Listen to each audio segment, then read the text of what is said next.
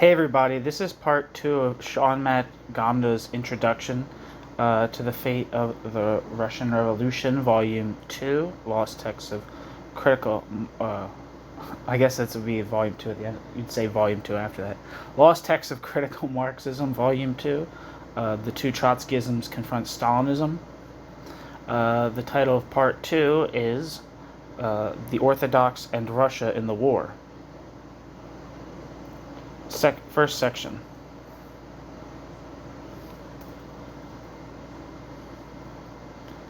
During the war, the divisions between the two Trotskyist tendencies widened and deepened. The two dialects of one political language in 1940 were becoming different languages. What follows is a detailed examination of the responses of the Orthodox Trotskyists to the Russo-German War after June 1941, when Hitler launched his blitzkrieg against the USSR, of what the slogans and the polemics of the Orthodox in the 1939-40 faction fight led to in political practice during the war.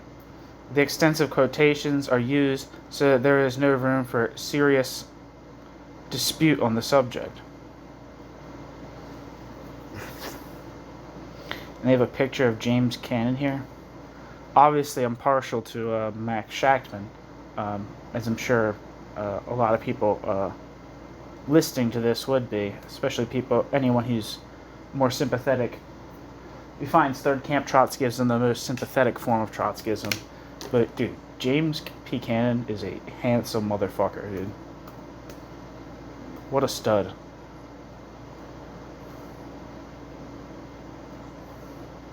Especially in this picture, which is from 1922. They had to have used it for stud reasons.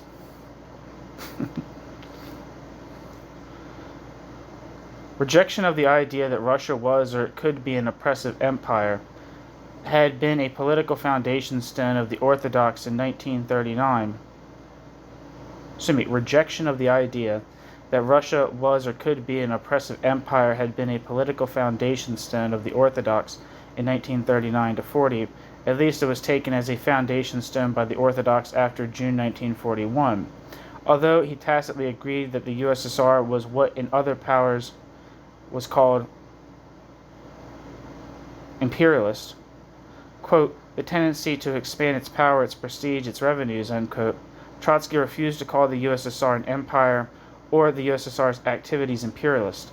Trotsky refused to use the same term for Russia's domineering, annexationist, and plundering activities as for the capitalist empires doing the same thing. To use the same term for the USSR as for finance capital imperialism, he said, could only cause confusion. Events would show that refusal to call what Stalin's Russia did by its proper name, imperialism, and the combining of that refusal with indiscriminate, quote, defensism, end quote, would generate dire confusion in the Cannonite groups. Trotsky had not balked at calling the USSR a, quote, counter-revolutionary, end quote, degenerated and degenerating worker state. Logically, Trotsky need not have balked at calling it a, quote, imperialist, end quote, degenerated worker state. Trotsky did balk.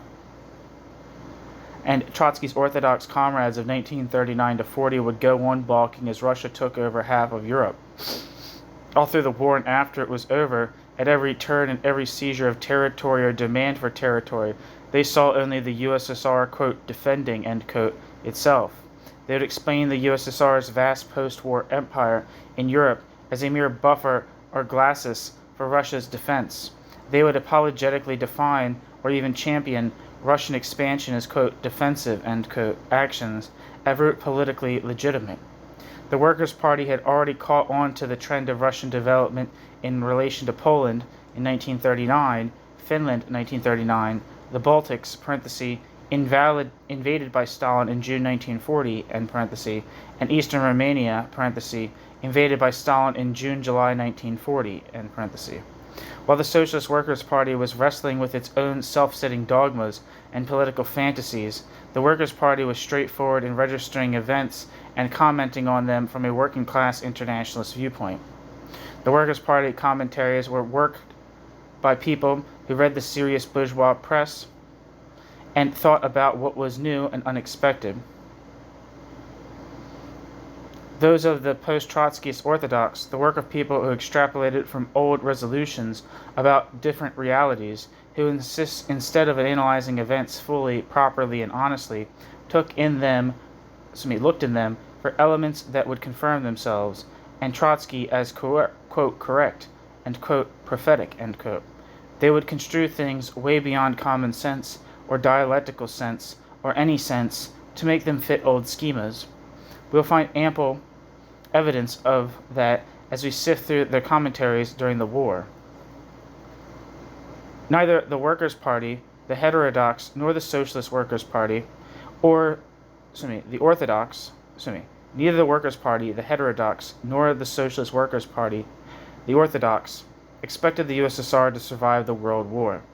Neither expected the USSR to expand as it did. Cannon least of all. Recall that he had written, quote, Stalin could take the path of Napoleonic conquest, only on one condition, that the Soviet bureaucracy in reality represents a new triumphant class, which is in harmony with its economic system and secure in its position at home, end quote.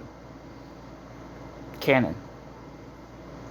When the USSR did expand, the heterodox registered the facts, thought about their implications, and understood what Stalin was doing. They understood that what they had described as Stalinist imperialism in eastern Poland and Finland was integral to the USSR's role in the war. The Orthodox responded by holding to the formulae which Trotsky had used while, and this is central to the whole story, radically changing their political and class content. They moved away from Trotsky's ideas, but by way of unacknowledged reinterpretation of formulae rather than explicit rethinking. From 1943 onwards, quote, defense of the USSR, end quote, became defense of the Stalinist empire being built. New section. The heterodox on the USSR in World War II.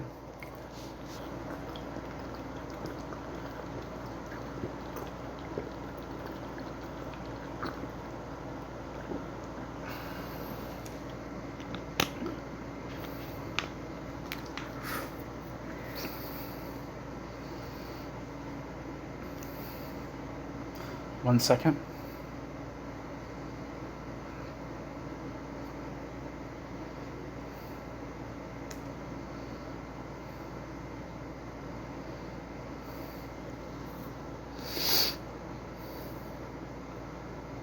Come on. All right.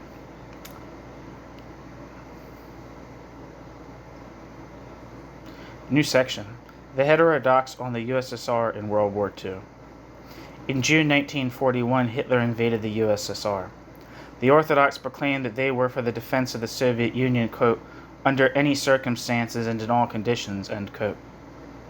The Orthodox made no conditions on their support as long as nationalized property existed in Russia. They would be for Russia no matter what it did. In June 1941, the Workers' Party was not in principle opposed to, quote, defending the USSR, end quote. The majority then considered it to be a comparatively, quote, progressive, end quote, though class exploitative society. The Workers' Party took its stand on the politics of Lenin and Trotsky during the First World War, and now applied those politics to the Second World War and to all the participants in the war, including the USSR. In both world wars there were, of course, many subsidiary conflicts and wars in which, had they occurred separately, the socialists would have taken sides. For instance, with the Serbs in the Austro-Serb conflict, which had triggered the General War in 1914, or even with Belgium. Though Belgium itself possessed a large colonial empire, it had been occupied by Germany in 1914. But so, Lenin argued, to support, say, the Serbs meant siding against peoples similarly oppressed in the UK French bloc. In the Second World War, Russia was first part of Hitler's imperialist bloc from 1939 to 1941, and then after the Nazi invasion of the USSR on the 22nd of June 1941, of the British-American bloc, in both phases gaining new territory. From 1943 to 4, it was a major imperialist power in its own right. In both periods of Russia's alliances, the Workers' Party refused to support either bloc by way of supporting the USSR. Their attitude to the USSR was a function of their attitude to the whole war. To choose one of the blocs was, so to speak, a political, quote, Sophie's choice, end quote. Quote, Sophie's Choice, end quote, was first a novel and then a movie. Let me look this up.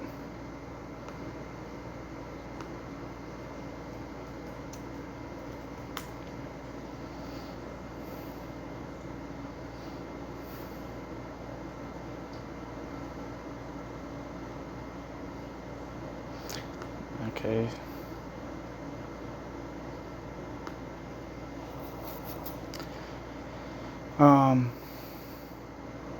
Wikipedia says, Sophie's Choice is a 1979 novel by American author William Styron. The author's last novel, it concerns the relationship among three people sharing a boarding house in Brooklyn: Stingo, a young aspiring writer from the South, Jewish scientist Nathan Landau, and his lover Sophie, a Polish Catholic survivor of the German Nazi concentration camps whom Stingo befriends. Sophie's Choice won the U.S. National Book Award for fiction. The novel was the basis of a 1982 film of the same name. It was controversial for the way in which it framed Styron's personal views regarding the Holocaust.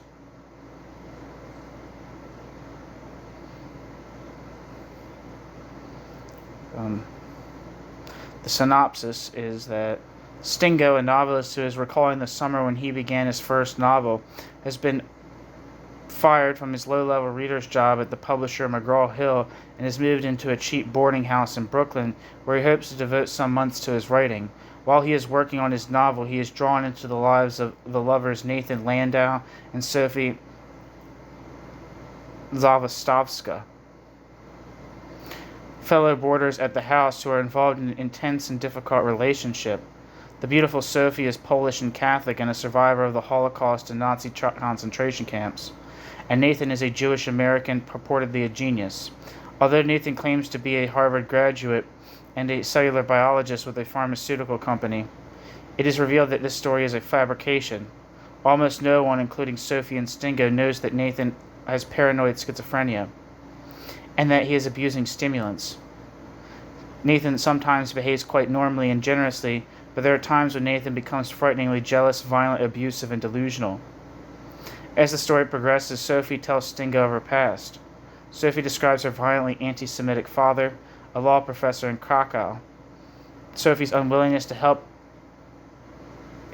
spread her father's ideas, her arrest by the Nazis, and particularly Sophie's brief stint as a stenographer typist in the home of Rudolf Höss, the commander of Auschwitz, where she was interned.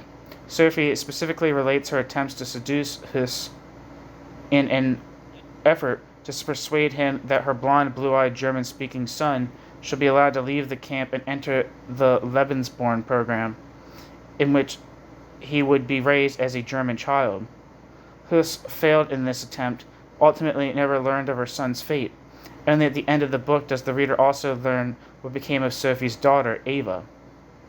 Eventually, Nathan's delusions lead him to believe that Stingo is having an affair with Sophie, and Nathan threatens to kill both Stingo and Sophie. As Sophie and Stingo attempt to flee New York, Sophie reveals her deepest secret. On the night that she arrived at Auschwitz, a camp doctor made her choose which of her two children would die immediately by gassing and which would continue to live, albeit in the camp. Of her two children, Sophie chose to sacrifice her 8-year-old daughter, Ava, in a decision that has left her in mourning and filled with a guilt that Sophie cannot overcome. By now alcoholic and deeply depressed, Sophie is willing to self-destruct with Nathan, who already has tried to persuade her to die by suicide with him. Despite Stingo proposing marriage in a shared night that relieves Stingo of his virginity and fulfills many of his sexual fantasies, Sophie disappears, leaving only a note in which she says that she must return to Nathan. Upon arriving back in Brooklyn, Stingo is devastated to discover that Sophie and Nathan have killed themselves by ingesting sodium cyanide. Thank you for allowing me to go on that little detour. But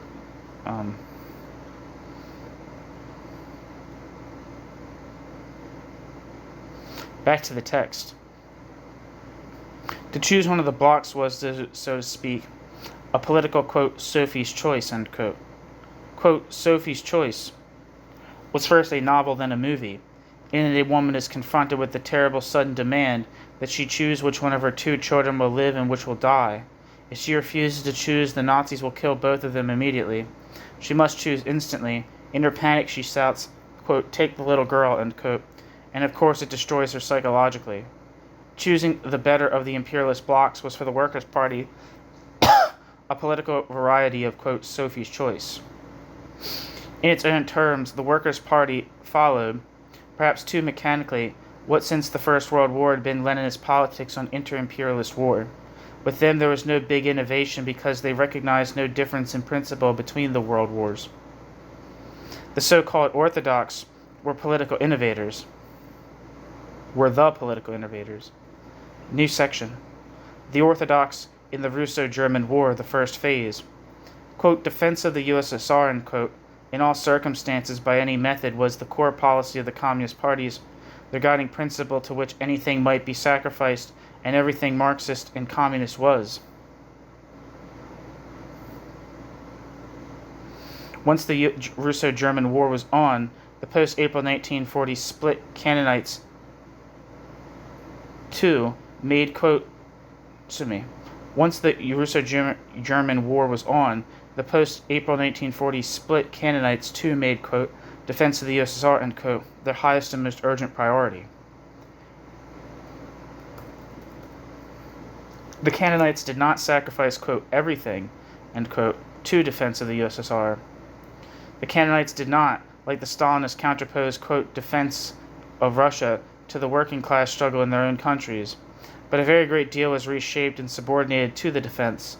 In particular, the Canaanites' attitude to the class struggle in the USSR. Throughout the war, the Canaanites failed to tell the American workers the truth about the USSR, the U.S. ruling class's ally and accomplice in the war. Interpreting, quote, defense, end quote, as propagandist defense, the Canaanites told lies by deed and by omission. The Canaanites would never tell the full truth about the Russian Empire or about the events and issues that polarized the world after 1945. The Canaanites' comments on the conflicts after 1945 between the U.S.-led bloc and Russia were usually limited to blaming the U.S.-led bloc alone and attributing, quote, aggression, end quote, to it alone. Commitment to the USSR, which was now becoming Stalin's imperial USSR, colored, reshaped, distorted, and limited their whole body of politics. During the 6 months faction fight in the Socialist Workers' Party, and in the period after the April 1940 split and before the German invasion of Russia, roughly a year, quote, defense of the USSR, end quote, figured relatively little in the press of the Socialist Workers' Party. The Orthodox are, quote, official, end quote, Trotskyist. Publicly, Trotsky's writings represented the face of the Orthodox to the world at large, and he wholeheartedly denounced Stalin's policy and activity in both Poland and Finland. Quote, defense of the Soviet Union, end quote, was then very much an internal party matter, a, quote, orientation issue, end quote, though one seen as of fundamental importance.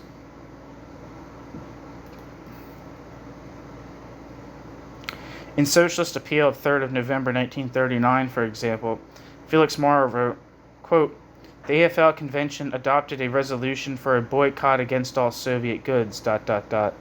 No revolutionist can support either the Anglo-French-American camp or the Hitler-Stalin camp in the American labor movement. The task of the revolutionist is to build and recruit into the third camp, the camp of revolutionary struggle against war. On all questions connected with the war, the third camp stands on a different program than that of the two war camps. This is equally true of our attitude to the Soviet Union. We neither join the democratic warmongers in their war against the Soviet Union, nor do we join the Hitler-Stalin camp in their justification of Hitler and Stalin. End quote. In 1940, the militant welcomed the Russian annexations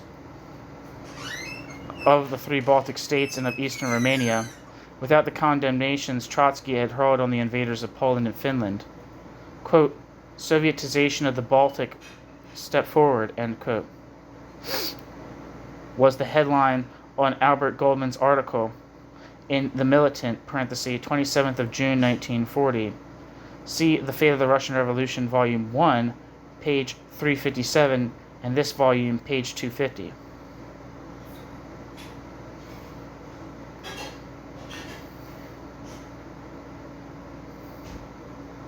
And there's a political cartoon here. That was it from New International in April 1940. With a guy, with a big muscular guy with a gun and a sign that says, join the army of international socialism. And on either side there's one that says, there's two, with a Nazi and, with Hitler and Stalin, that's what that is. It's a very small cartoon. On the one side with a very small sign that says Berlin-Moscow axis, and the group on the other side that says Paris-London axis, and it has two fat capitalist-looking people. I don't know who would be the head of London. Who would be head of Great Britain and London at this point? Would it still be Laval? I can't remember. Unfortunately, I don't know everything, but I should.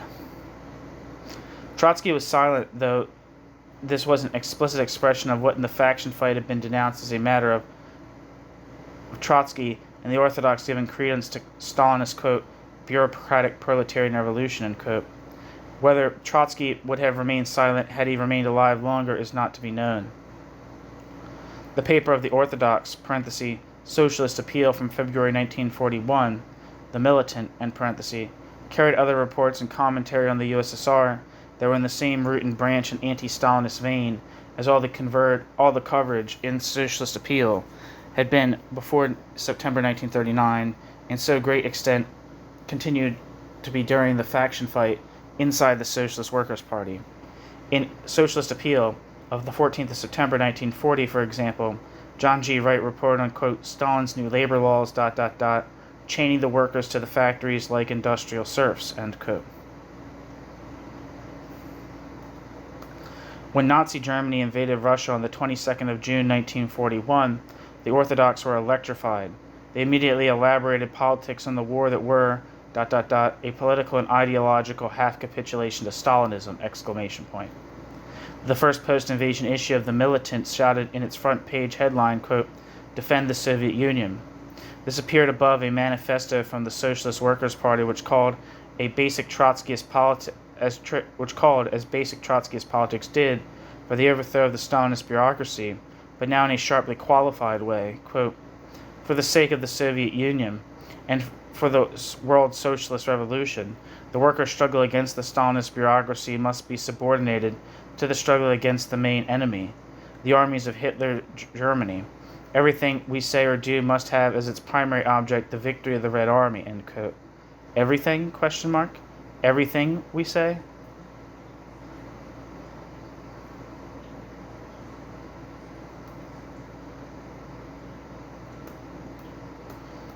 The order of priorities had also been Trotsky's. The ordering of priorities had also been Trotsky's. First, defense, and second to that, quote, political revolution, end quote. But with Trotsky, it referred to what the Trotskyists in the USSR would do. They would not act so as to hinder military defense against the invader. Right from the start, the Orthodox conflated and confused two distinct things. Military defense in the USSR itself, and, quote, defense of the USSR, end quote, in the outside world, in the USA, for example, by way of selective and sometimes lying accounts of Stalinist society.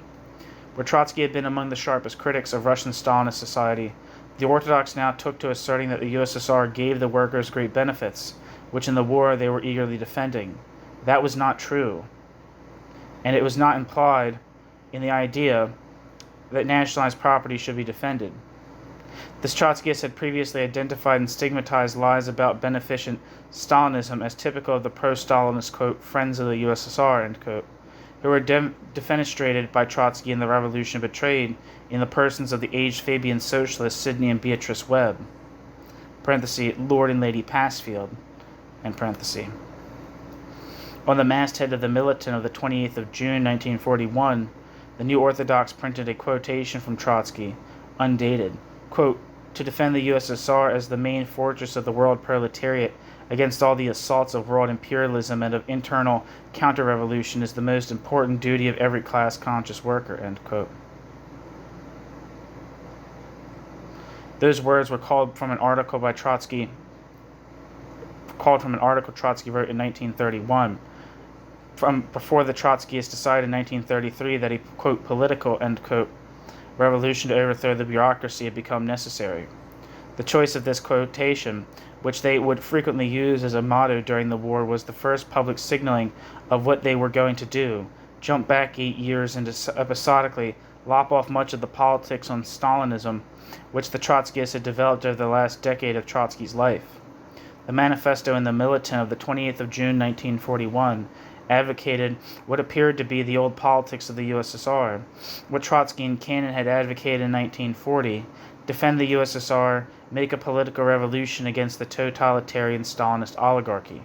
The Orthodox did it in the quasi-sacerdotal style that would come to be one of their trademarks.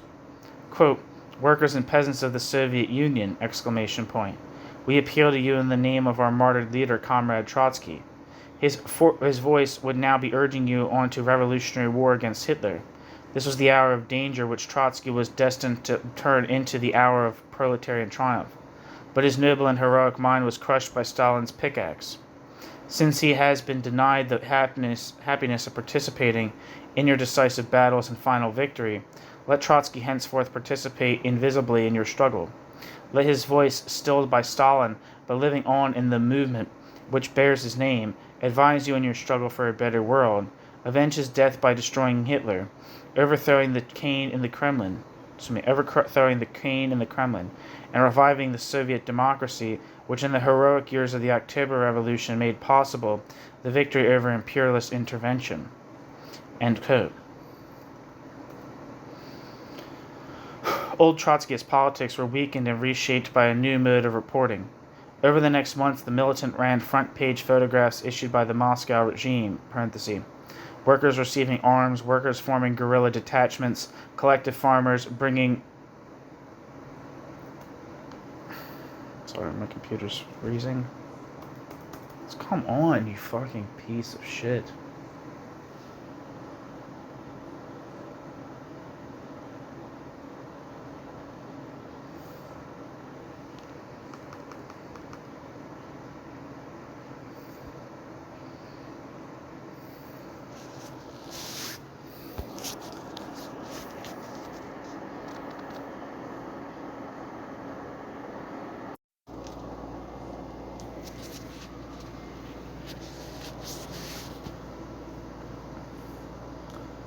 The old Trotskyist politics were weakened and reshaped by a new mode of reporting.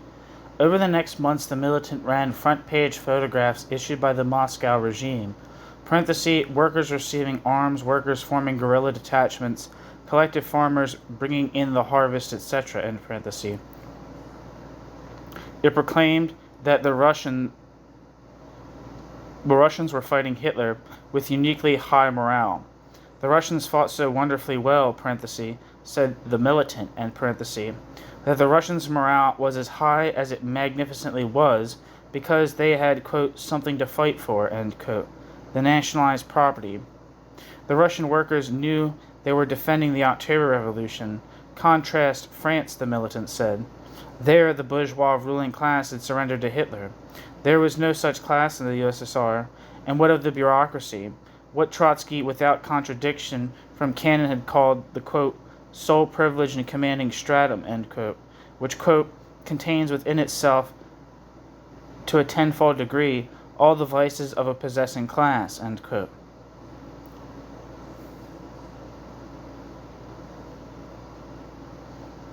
Even if the reports of the especially high morale were true, and they were not, this radical misreporting of that is, lying about the society and politics erected by the counter-revolutionary autocracy on nationalized property, was no necessary part of, quote, defense of the USSR, end quote, as the Trotskyists had it before the 22nd of June 1941.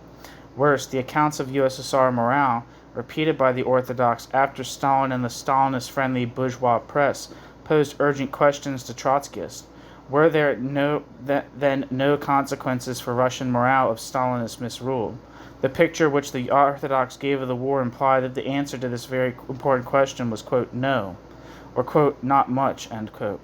They said and kept on saying throughout the war that USSR morale was uniquely high, and USSR morale was uniquely high because the people believed the people owned the state property. In that belief, the militant repeatedly said they were right.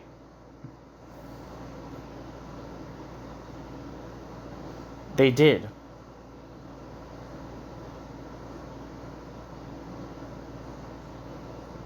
In Trotsky's time, the Trotskyists had said the opposite.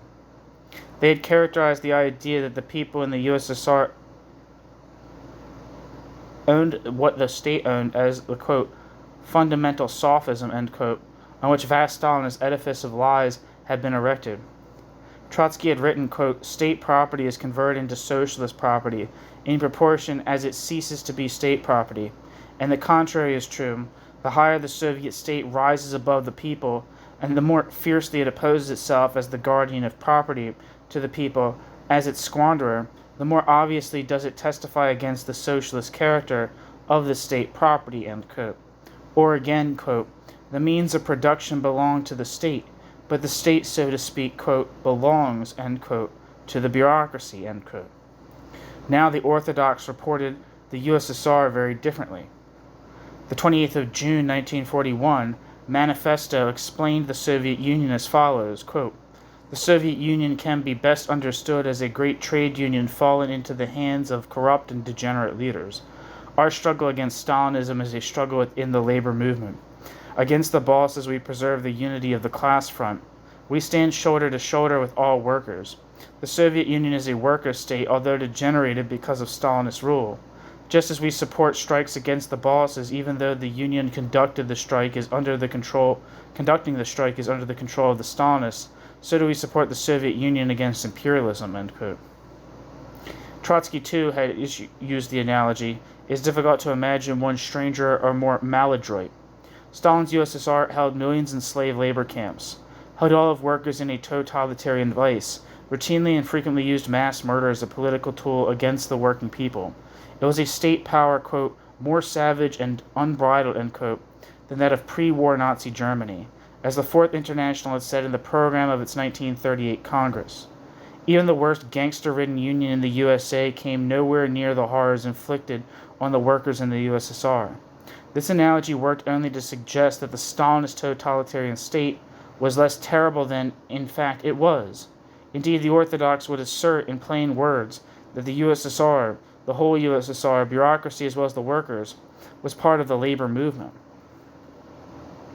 James P. Cannon, as National Secretary of the Socialist Workers' Party, sent a telegram to Stalin, quote, Trotskyists all over the world, now as always, are solidly for the defense of the Soviet Union. In this hour of grave danger to the achievements of the October Revolution, we demand that you release all Trotskyists and other pro-Soviet political prisoners who are now in jails and in concentration camps, to enable them to take their proper place in the front ranks of the defenders of the Soviet Union. Your crushing of workers' democracy has increased the terrible danger to the Soviet Union. We demand the revival of Soviet democracy as the first step in strengthening the struggle against German Nazi imperialism and the capitalist world, end quote. Cannon, parenthesis, the militant, 5th of July, 1941, end parenthesis. Cannon also said this to Stalin, quote, the Trotskyists in this country and the Soviet Union everywhere else in the world say to the Soviet government, place us in the most dangerous posts. We are ready and shall unhesitatingly accept, end quote. In this parody of self-embracing, quote, loyalty, end quote, Cannon pledged the Trotskyists to active service for a state that habitually murdered people of their political species as soon as it identified or thought it had identified them. Cannon knew that the American Trotskyists would of course never be asked to act on this pledge. There was a broad streak of exhibitionist political masochism in post-Trotsky Orthodox Trotskyism.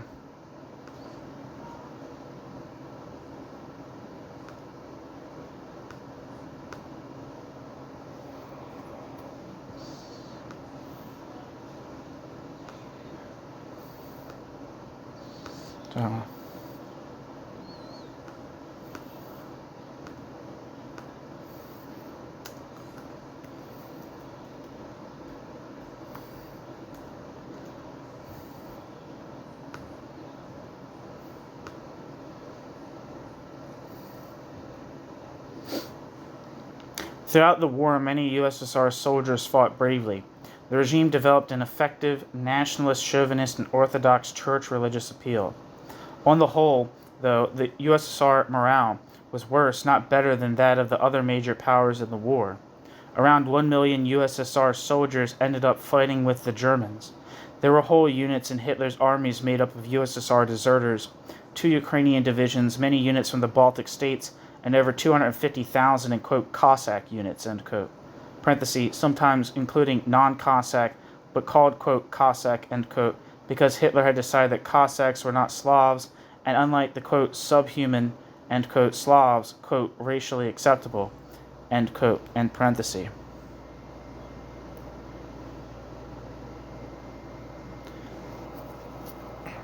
The German Sixth Army, fighting at Stalingrad, included maybe 50,000, maybe 70,000, quote, Hiwis, end quote, so-called, quote, volunteer helpers, end quote, recruited from the peoples of the USSR.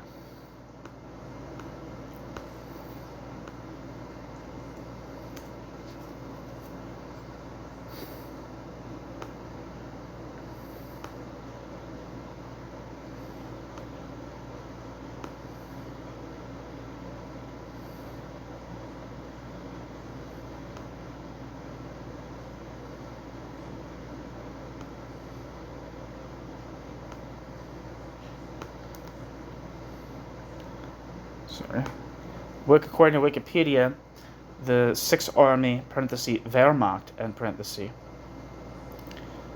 The Sixth Army was a field army of the German army during World War II. The Sixth Army is widely known for the Sixth Army's defeat by and subsequent surrender to the Red Army at the Battle of Stalingrad on the 2nd of February 1943. It committed war crimes at Babi Yar while under the command of Field Marshal Walter von Reichenau during Operation Barbarossa. The Sixth Army was reformed in March 1943 and participated in fighting in Ukraine and later Romania before being almost completely destroyed in the Second Yassy-Kishinev offensive in August 1944. Following this, it would fight in Hungary, attempting to relieve Budapest, and subsequently retreating into Austria in the spring of 1945. Sixth Army surrendered to U.S. Army forces on the 9th of May 1945. So that's the Sixth Army. And what else did I want to look up?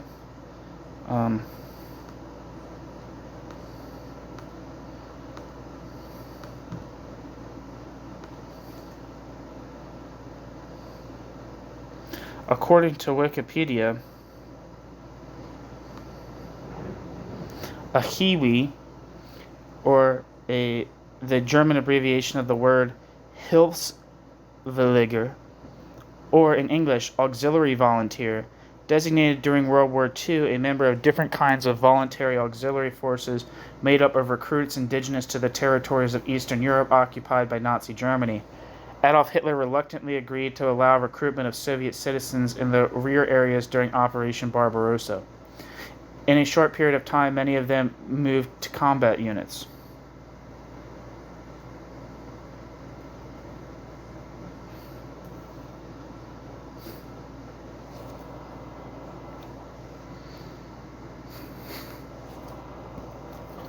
Back to the text. The German Sixth Army fighting at Stalingrad included at least 50,000, maybe 70,000, quote, Hiwis, end quote, so-called, quote, volunteer helpers, end quote, recruited from the peoples of the USSR. Many, quote, volunteered, end quote, because their only alternatives were forced labor or death in prisoner of war camps, where the Nazis treated the Slavic USSR prisoners as the subhuman, quote, Untermenschen, end quote, that their racist zoology proclaimed them to be. Some were really prisoners of war conscripted into ancillary labor, digging trenches in latrines, running field kitchens, looking after horses, etc. But many were frontline fighters. A considerable number of Hiwis stuck with the Germans even after they were routed at Stalingrad. It is a measure of the political seriousness of the Orthodox by that point that in the militant and in Fourth International, the journal, there was not one word about Stalin's August 1941 decree that the family of every soldier who surrendered should be, quote, deprived of all state allowance and assistance, end quote.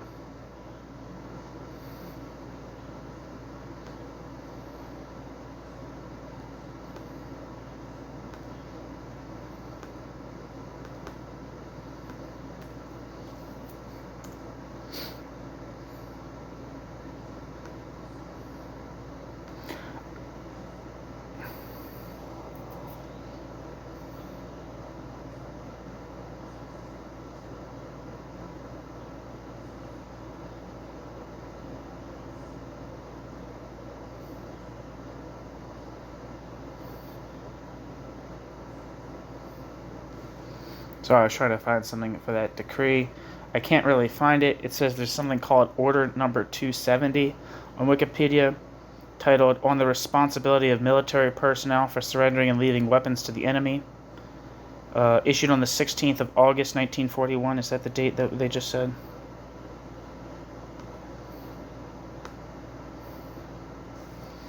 Yeah, August 1941.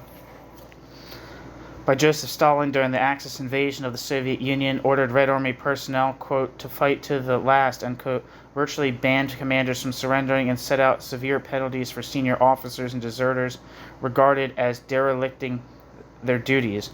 Order 270 is widely regarded as the basis of subsequent, often controversial Soviet policies regarding prisoners of war.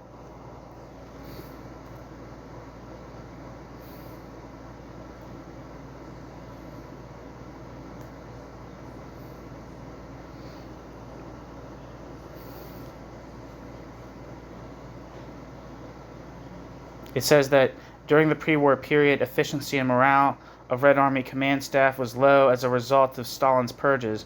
By August 1941, Axis forces had achieved overwhelming successes in their advancement deep into Soviet territory. Their successful blitzkrieg strategy disorganized the Soviet defense system, led to the encirclement of numerous Soviet units, including whole field armies. Stalin issued the order in his capacity as People's Commissar of Defense. The order was aimed primarily at rapidly raising the effectiveness and morale of officers. In the preamble, the order gives examples of troops fighting in encirclement, as well as cases of surrender by military command. The first article directed at any commanders or commissars, quote, tearing away their insignia and deserting or surrendering, end quote, should be considered malicious deserters. The order required superiors to shoot these deserters on the spot. Their family members were subjected to arrest. Order 270 required encircled soldiers to use every possibility to fight on, and to demand that their commanders fight on and organize resistance to the enemy. According to the order, anyone attempting to surrender instead of fighting on must be destroyed and their family members deprived of any state welfare and assistance. The order also required division commanders to demote, and if necessary, even to shoot on the spot those commanders who failed to command a battle directly in the battlefield. Commenting on Order Number 270, Stalin stated, quote, there are no Soviet prisoners of war, only traitors, end quote.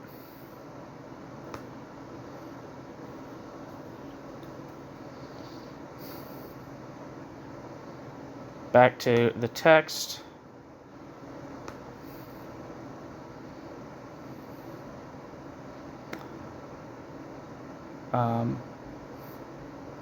It is a measure of the political seriousness of the Orthodox by that point that in the militant and in Fourth International there was not one word about Stalin's August 1941 decree that the family of every soldier who surrendered should be, quote, deprived of all state allowance and assistance, end quote.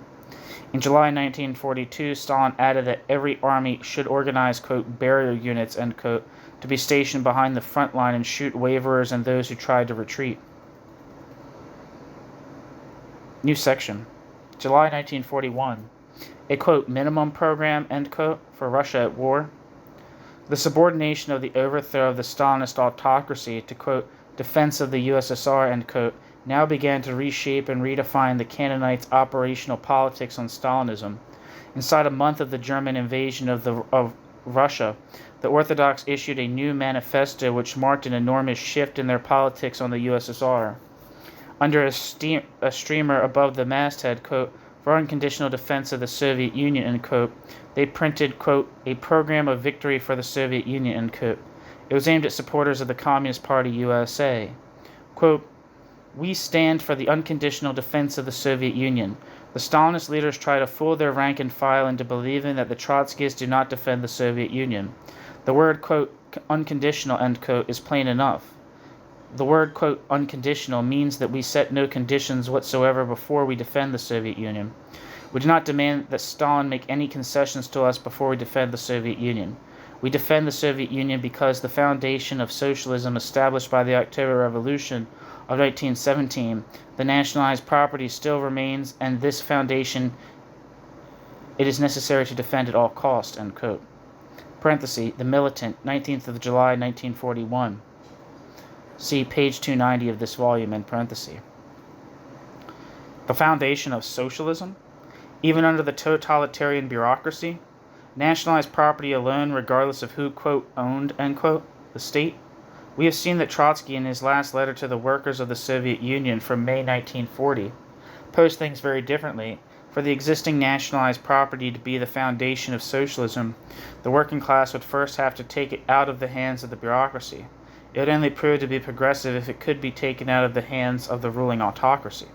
Quote, it is to assure victory in the struggle against Hitler that our party presents a minimum program of imperative tasks for the Soviet Union, end quote. For whom in the Soviet Union? Question mark.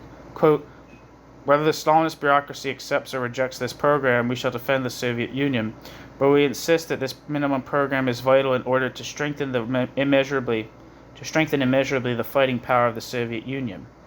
1. Release all pro-Soviet political prisoners. Restore them to their rightful place in industry in the Red Army, ... The release of this great army of pro-Soviet political prisoners, kept in jail solely because Stalin feared their opposition to his false policies, is imperative for the salvation of the Soviet Union. 2. Revive the democratically elected Soviets, workers' democracy, and the trade unions, ... 3. Legalize all pro-Soviet political parties, the right to present their programs to the masses.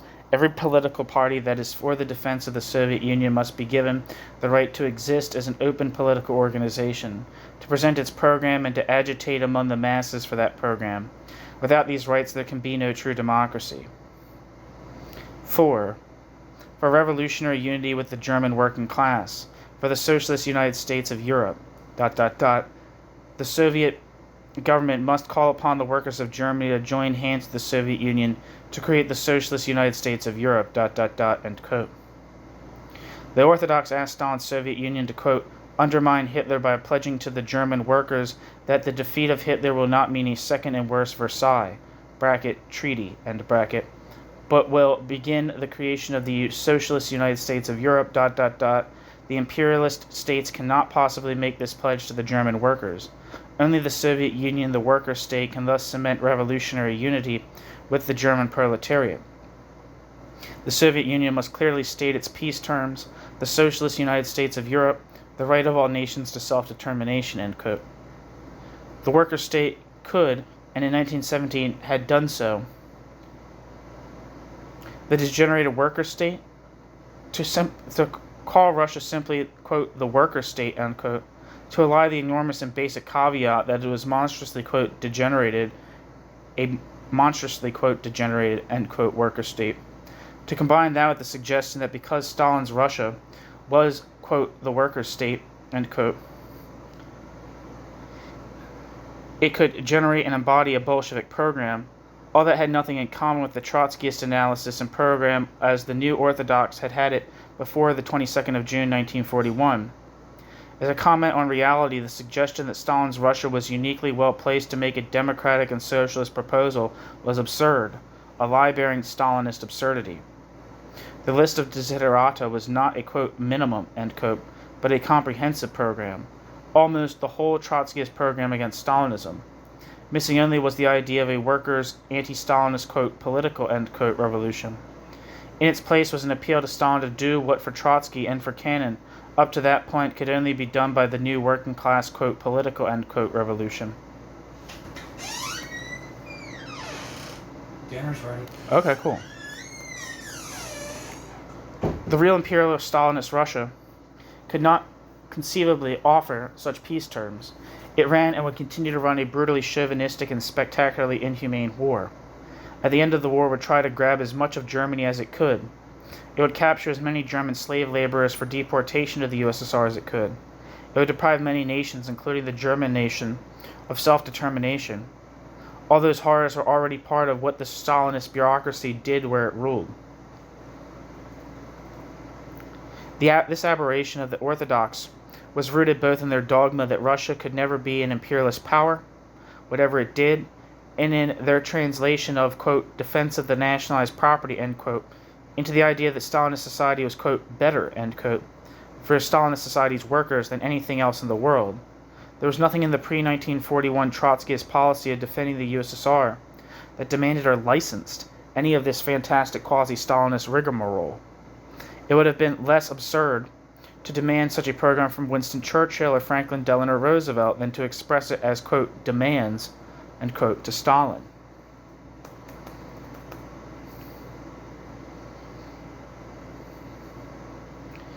New section. Program and agency. What the militant demanded could only be achieved as part of a revolution against the totalitarian autocracy. However achieved, it would amount to a revolution. Cannon and Cannon's comrades could not but know that as well as Stalin could. However achieved, I gotta restart the whole paragraph. What the militant demanded could not be achieved as part of a revolution against the totalitarian autocracy. However achieved, it would amount to a revolution. Cannon and Cannon's comrades could not but know that as well as Stalin would. The propaganda gambit here, directed at their American audience, was made absurd by being couched as socialist demands addressed to Stalin. It was implicitly to lie about the USSR and Stalinism, to suggest that Stalin could conceivably do the things demanded, or that, parenthesis, because of nationalized property, exclamation point, end parenthesis, Stalin was more likely to do these things than Roosevelt or Churchill. In terms of real-world politics, it was an appeal to the Stalinist autocracy for self-reform and self-abolition. It was a willful denial of what Trotsky and they themselves had known and said about the Stalinist regime for a decade. When they said it was a, quote, minimum program, end quote, they meant that it was the Trotskyist program without, quote, political revolution, end quote. The Trotskyist program reduced to free-floating advice and suggestions, the program but without telling the truth about Stalinist Russia. The program but without invoking the Russian working class as the agency that could achieve it. The manifesto spoke of, quote, tasks, for the Soviet Union, end quote. The key terms in any political statement, quote, who, and, quote, whom, were missing. The tremendous divisions within the USSR between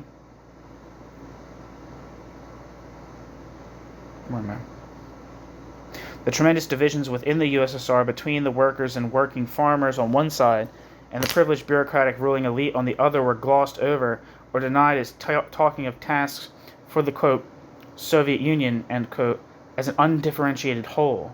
As late as December 1943, an official Socialist Workers' Party policy document written by Bert Cochran would rhapsodize about, quote, the amazing unity of the Soviet peoples, end quote.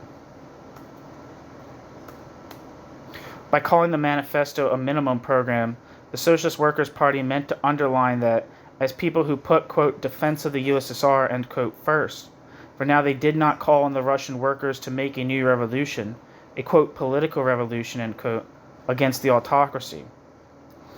They were splitting off the, quote, tasks, end quote, from the question of the agency and would carry them out, which would carry those tasks out, and from the revolutionary method it would have to use. By presenting the program as a series of, quote, demands, end quote, on Stalin for self-reform, Cannon aimed to, quote, take the harm out of them, end quote, for a Stalinist audience. The Socialist Workers' Party were no longer, quote, counter-revolutionary Trotskyites, end quote, you see, but utopian socialists. This separation of task from agency and class would for many decades be central to the politics of the new Orthodox Trotskyists. Thus, in their day-to-day propaganda and agitational work in deference to, quote, defensism, end quote, and for the hoped-for Communist Party audience, the Socialist Workers' Party suspended or neutralized the Socialist Workers' Party's own politics, own fool politics, and came to purvey reform Stalinist politics for the USSR. And the Socialist Workers' Party were getting into the habit of believing what the Socialist Workers' Party wanted to believe, that what was emotionally satisfying or likely to be organizationally fruitful for the Socialist Workers' Party. The Socialist Workers' Party were beginning to work themselves loose from the trammels of doctrine, of program, and of the centrality of the working class in revolutionary Marxist politics. To an enormous extent, they were beginning to cut themselves off from reality too. Lenin defined the self-destroying, quote, opportunism, end quote, that led to the collapse of the Second International in 1914 as a way of working that took the line of least resistance and greatest temporary advantage, losing sight of whether those activities were or were not consonant with the stated overall goal and purpose of the movement. Shachtman and his comrades alleged that Cannon's tendencies in the labor movement were opportunist in that sense, the sacrifice of the long view to short-term considerations, the concoction of, quote, lines, end quote, and gambits that did not fit with or advance the overall educational work and purpose of the organization. The artificially and inorganically constructed orthodox, quote, lines, end quote, of the World War II period were a giant example of that pattern. Cannon steered by instinct and political appetite, not by theory, program, history, or too often fact. Awkward facts could simply be ignored.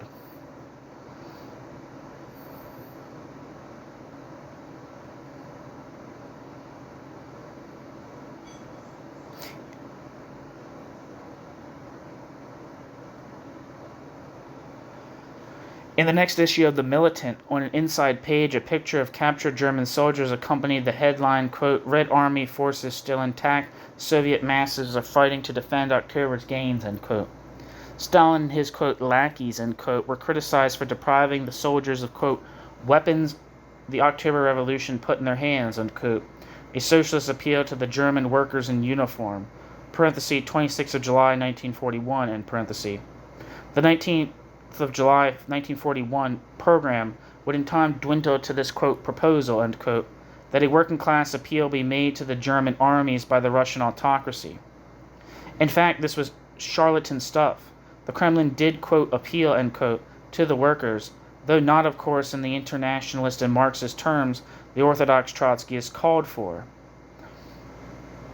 It had set the communist parties in Nazi-occupied Europe to organize armed resistance in many countries. In a speech printed in The Militant on the 30th of August 1941, Cannon obliquely explained a likely origin of the comments of the Orthodox on Russian morale. Quote, what, bracket, those who expected the collapse of the USSR, end bracket, overlooked was the most important and most fundamental element in war, bracket, it, end bracket, was elucidated by Comrade Trotsky in our last talk with him in Mexico 14 months ago. The element of morale. The great battle of France was raging. We asked him to give us his opinion of the military prospects of that fight. And again, Trotsky repeated, quote, it depends on the morale of the French army. If the French army really has the morale to fight, Hitler cannot win, not even if Hitler comes as far as Paris, end quote. The Russian workers and peasants, know better than all the renegades, who have turned their backs on the Soviet Union in the hour of danger, Trotsky said more than once that the beginning of a war of imperialism against the Soviet Union would arouse, bracket, end bracket, outburst of genuine revolutionary patriotism and fighting spirit in the Russian masses, By their tremendous demonstration of fighting heroism, the Russian masses have said once again that the revolution in Russia is still alive. End quote.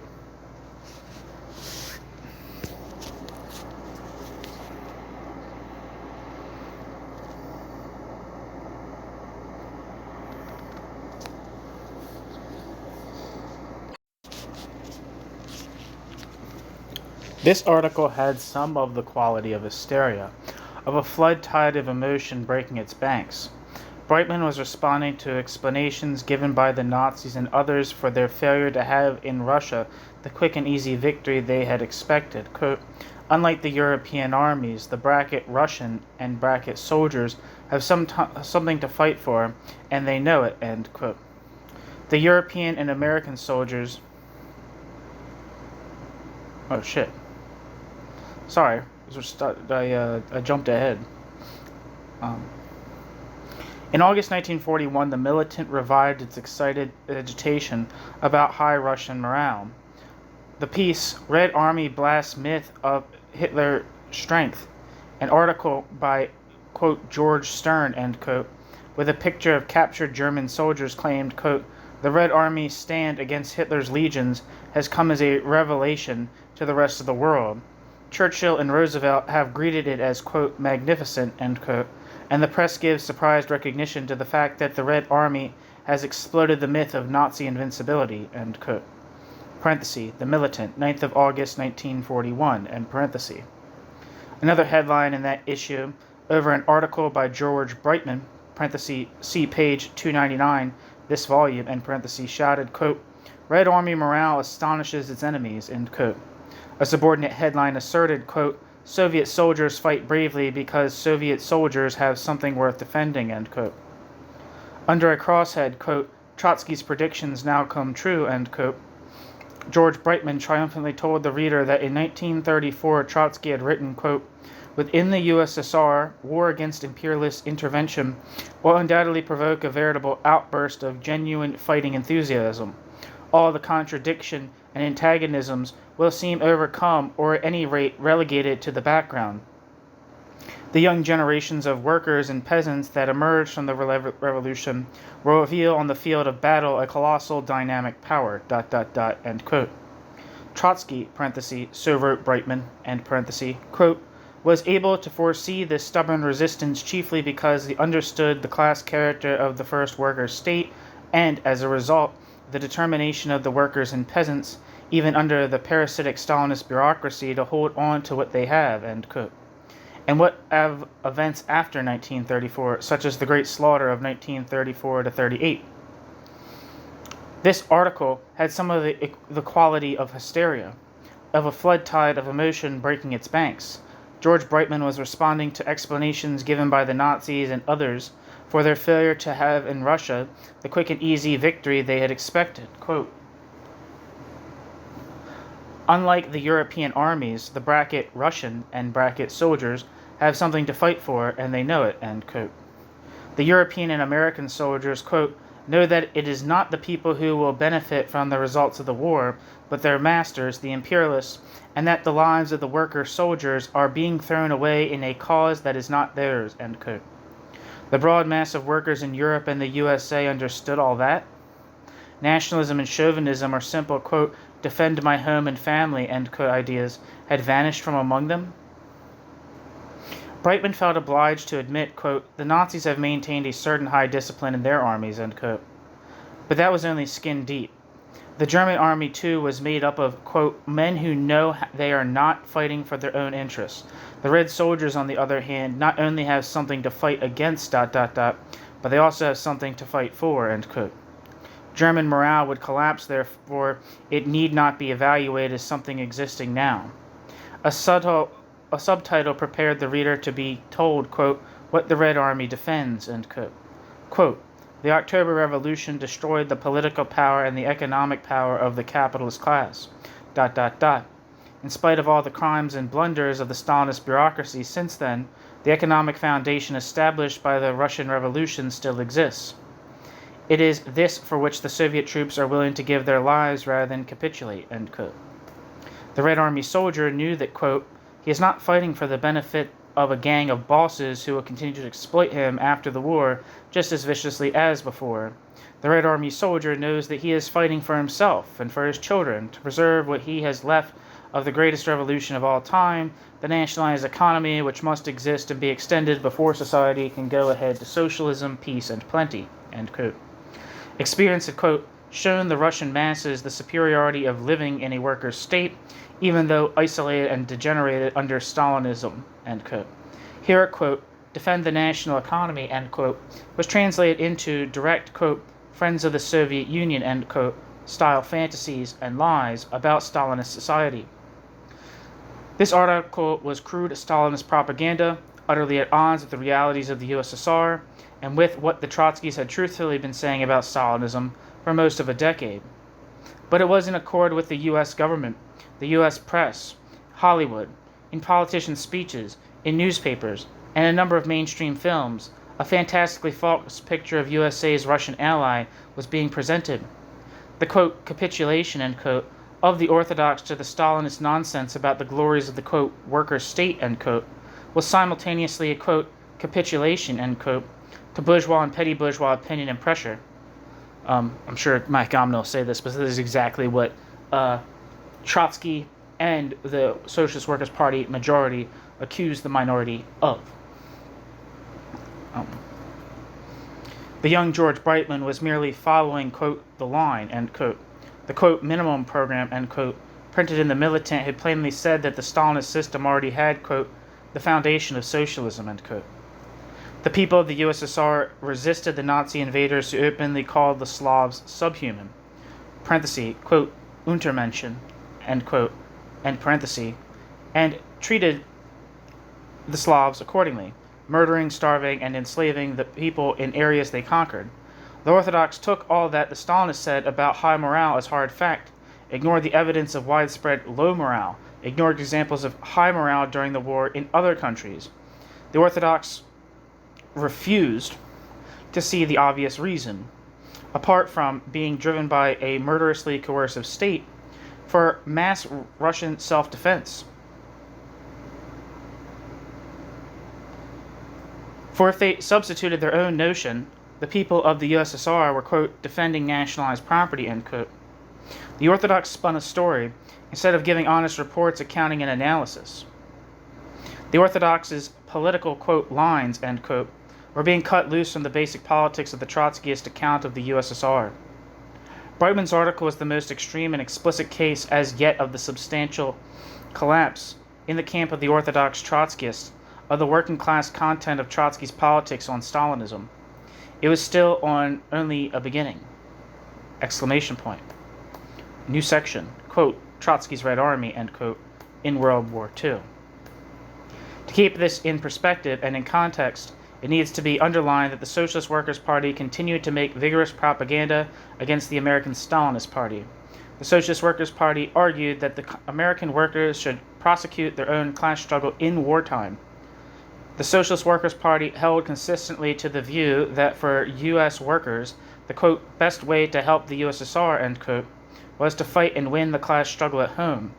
It opposed the often spectacular, strike-breaking, scab-herding, and shameless class collaboration that was the American Stalinist contribution to, quote, defending the Soviet Union, end quote. The Orthodox denounced Stalinism in general and carried historical articles about the conflict between Trotskyism and Stalinism.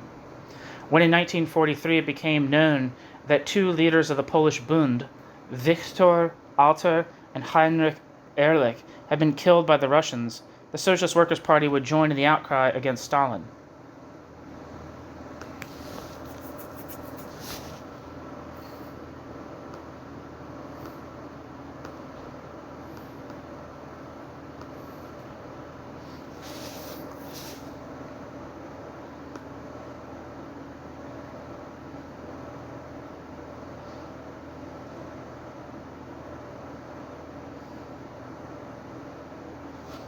The General Jewish Labor Bund in Poland was a Jewish socialist party in Poland which promoted the political, cultural, and social autonomy of Jewish workers, sought to combat anti-Semitism, and was generally opposed to Zionism.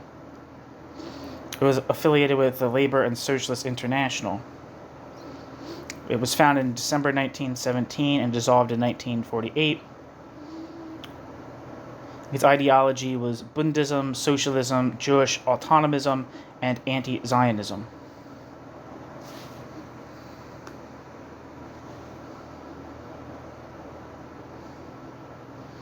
And who are these particular characters?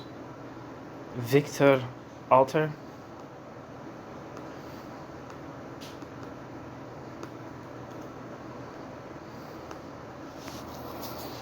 According to Wikipedia, Victor Alter lived from 1890 to 1943 and was a Polish Jewish socialist activist and Bund publicist and a member of the executive committee of the Second International.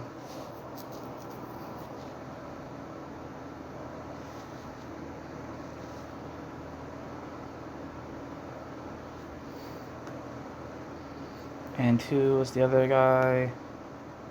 Henrik Ehrlich. It looks like I've looked these people up before. I'm reading something else, but I don't remember them.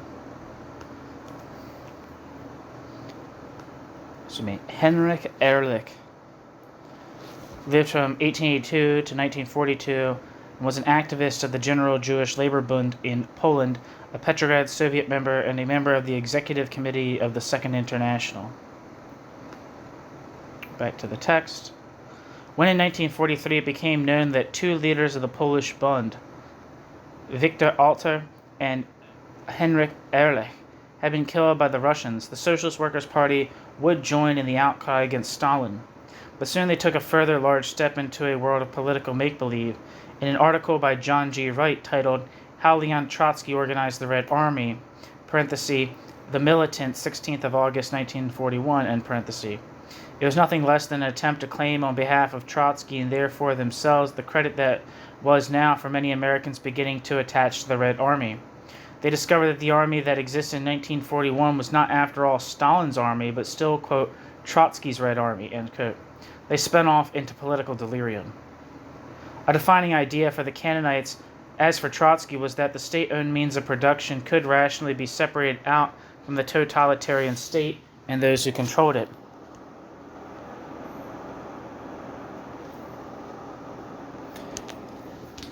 That idea was now extended to the claim that the army of that state also had a political and class character unchanged and uncorrupted by those who controlled it, parenthesis, and who, in purges 4 years earlier, had massacred over 15,000 of its officers, end parenthesis. Like the statified means of production, this, quote, Red Army, end quote, was a continuation of the October Revolution, nestling inside the Stalinist putrefaction, like the honeybees in the Bible story inside the carcass of the dead lion. The Red Army of 1941, so John G. Wright wrote in plain words, was a, quote, conquest of October, end quote. And like nationalized property, the Red Army retained the fundamental character it had a quarter-century earlier. As late as October 1944, James Buchanan would write from his prison cell, rebuking the editors of The Militant for allowing someone to use the expression, quote, Stalin's Red Army, end quote. It wasn't Stalin's Red Army, but Trotsky's, Cannon insisted, parenthesis, letter of the 22nd of October, 1944, end parenthesis. John G. Wright said it explicitly, quote, the name of Leon Trotsky is inseparably bound up with the formation, life, and victories of the Red Army, ... No one will succeed in obscuring the connection between his role in organizing and building the Red Army and its successes, including the present heroic resistance of the Red soldiers against the Nazi onslaught, end quote. The Army, too, was a great, quote, conquest of the revolution, end quote. Quote, long after Stalin concentrated political power in his own hands, Stalin had to leave the command of the army in the hands of those who commanded it under Trotsky, end quote. Stalin, said Wright, had little control over the major armed body of the totalitarian state, exclamation point. Quote, is the army of the October Revolution and the Civil War, Trotsky's Red Army, that is now fighting so heroically, end quote. As a critic of this thesis said, to believe that you have to believe in ghosts, parenthesis, see page 354 of this volume, end parenthesis. In the Socialist Workers' Party press, John G. Wright, Felix Morrow, and others would develop this idea all the way to imagining that the, quote, Red, end quote, Army in the war was something other than the instrument of Stalin, that it was an instrument of working-class politics and working-class socialist revolution. Right separated off the core of the USSR state machine, the army from the Stalinist counter-revolution, then had there in fact been a counter-revolution at all? One consequence of this sort of thinking would be that the Orthodox sometimes seemed to be uncertain about whether or not the bureaucratic autocracy really ruled. In late August and early September 1941, as we will see, the Orthodox would write things which could only make sense if the bureaucracy were very weak or had faded away and lost control of the USSR. Wright's idea was a radical departure from Trotsky's analysis of Stalinist Russia and from the position held by the Fourth International at Trotsky's death. Trotsky had seen the army as one of the prime sources of the bureaucratization that engulfed the revolution. The habit of command of hierarchy had spread from the army to the party and society. Discussing the idea that he should have organized a military coup against the bureaucracy, Trotsky replied that that would have been another and maybe a quicker route to bureaucratism.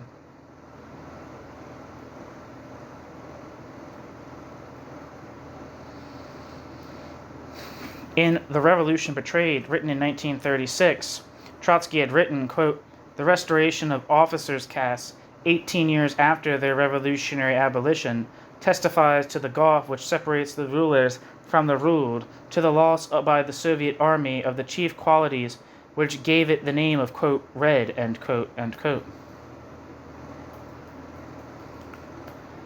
New section. The second phase, the Leningrad delirium. Unchecked political delirium breeds more delirium. In the militant of the 30th of August and the 6th of September 1941, it needs to be said bluntly, the Orthodox went very close to outright political dementia. Their critical judgment, their memory, and their sense of reality were temporarily paralyzed. They came close to suggesting that the Stalinist regime in Russia had ceased, or was ceasing to exist. The German siege of Leningrad, which had continued for 882 days, was beginning. Workers' battalions were organized from Leningrad factories. Those that had not been evacuated, on the initiative of the Stalinist autocrats and police and under their control, the people of the city were willing to resist.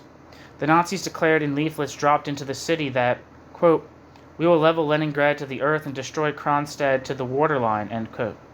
Parenthesis, Harrison Salisbury, The 900 Days, pages 209 to 210, and pages 208, end parenthesis.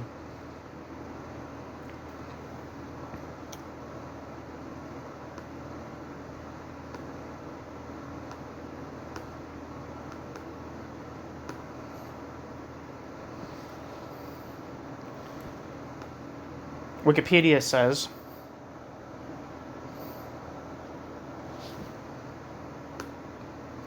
that my internet's not working. Motherfucker. Harrison Salisbury, The 900 Days, pages 209 to 210.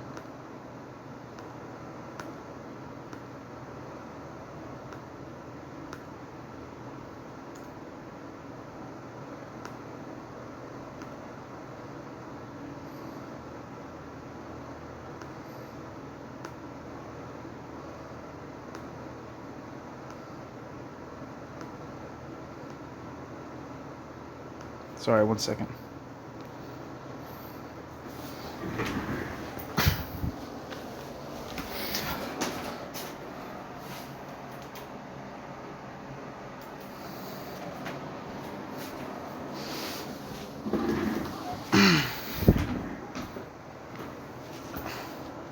Sorry.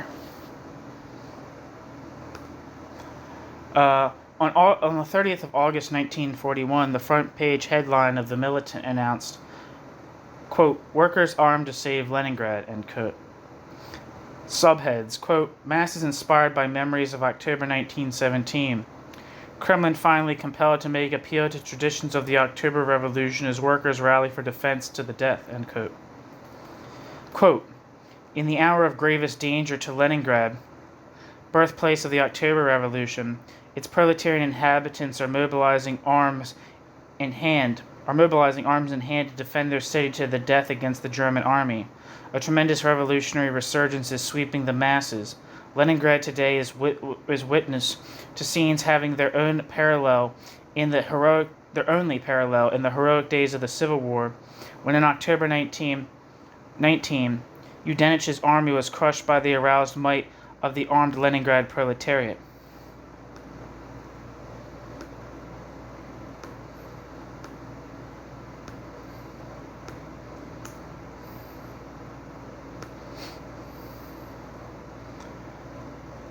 In the tremendous mass meetings, the workers are shouting forth their defiance of the imperialist enemy.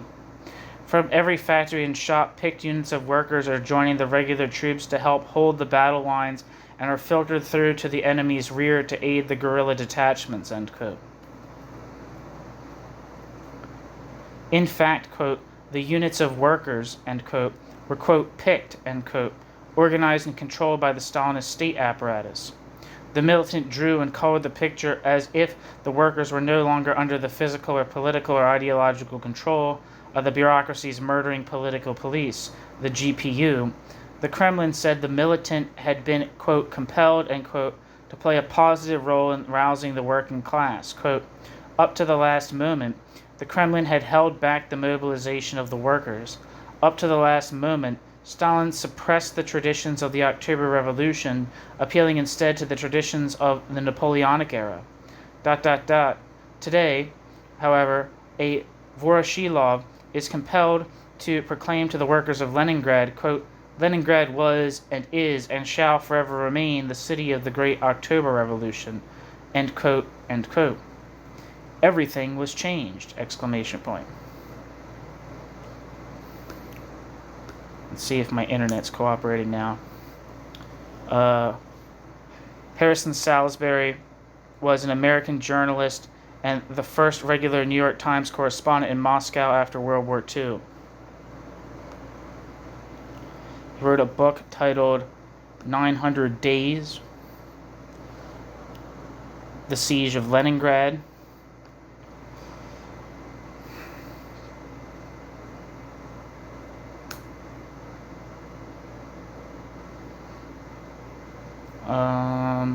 The description says, the Nazi siege of Leningrad from 1941 to 1943, during which time the city was cut off from the rest of the world, was one of the most gruesome episodes of World War II. In scale and tragedy, Leningrad dwarfs even the Warsaw Ghetto or Hiroshima. Nearly 3 million people endured it.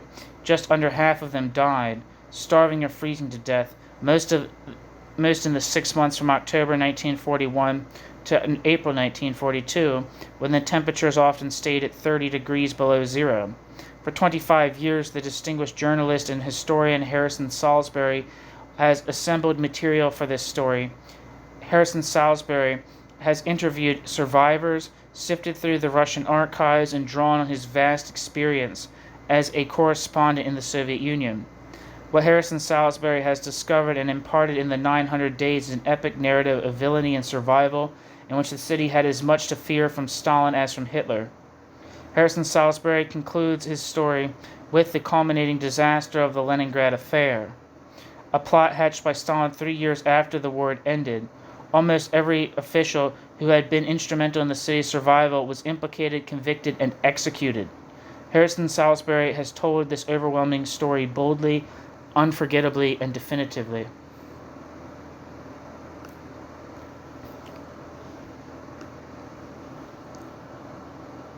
And Nikolai Udenich lived from 1862 to 1933. Nikolai Udenich was a commander of the Russian Imperial Army during World War I. Nikolai Udenich was leader of the anti-communist white movement in northwestern Russia during the Civil War. Back to the text. The militant writers operated by seizing on reports in the bourgeois press, reports filtered through the Stalinist censorship that would fit their, quote, theses, end quote, their hopes and their desires, and then, like a space rocket, escaping its scaffolding as it rises, wildly extrapolating from that. From a mere 4,000 miles away, they knew themselves to be able with certainty and precision to judge the ideas in the heads of Russian workers, who would have been shot for speaking critically about Russia and its rulers. Quote, "The masses of Leningrad are demonstrating that is the appeal for which they have been waiting," end quote. Parenthesis, exclamation point, end parenthesis. Quote, "Once again, as in the days of Lenin and Trotsky, they are surging forward ready to die in defense of the conquest of the October Revolution," end quote. All this was false, arbitrary political self-projection, self-indulgent foolishness. The militant did everything that could be done by excited words, the flashing of romantic revolutionary images and reminiscences, and the arbitrary assignment of motives. The people defended nationalized property to paint a picture of revolutionary workers acting outside the political control of the Stalinist bureaucracy.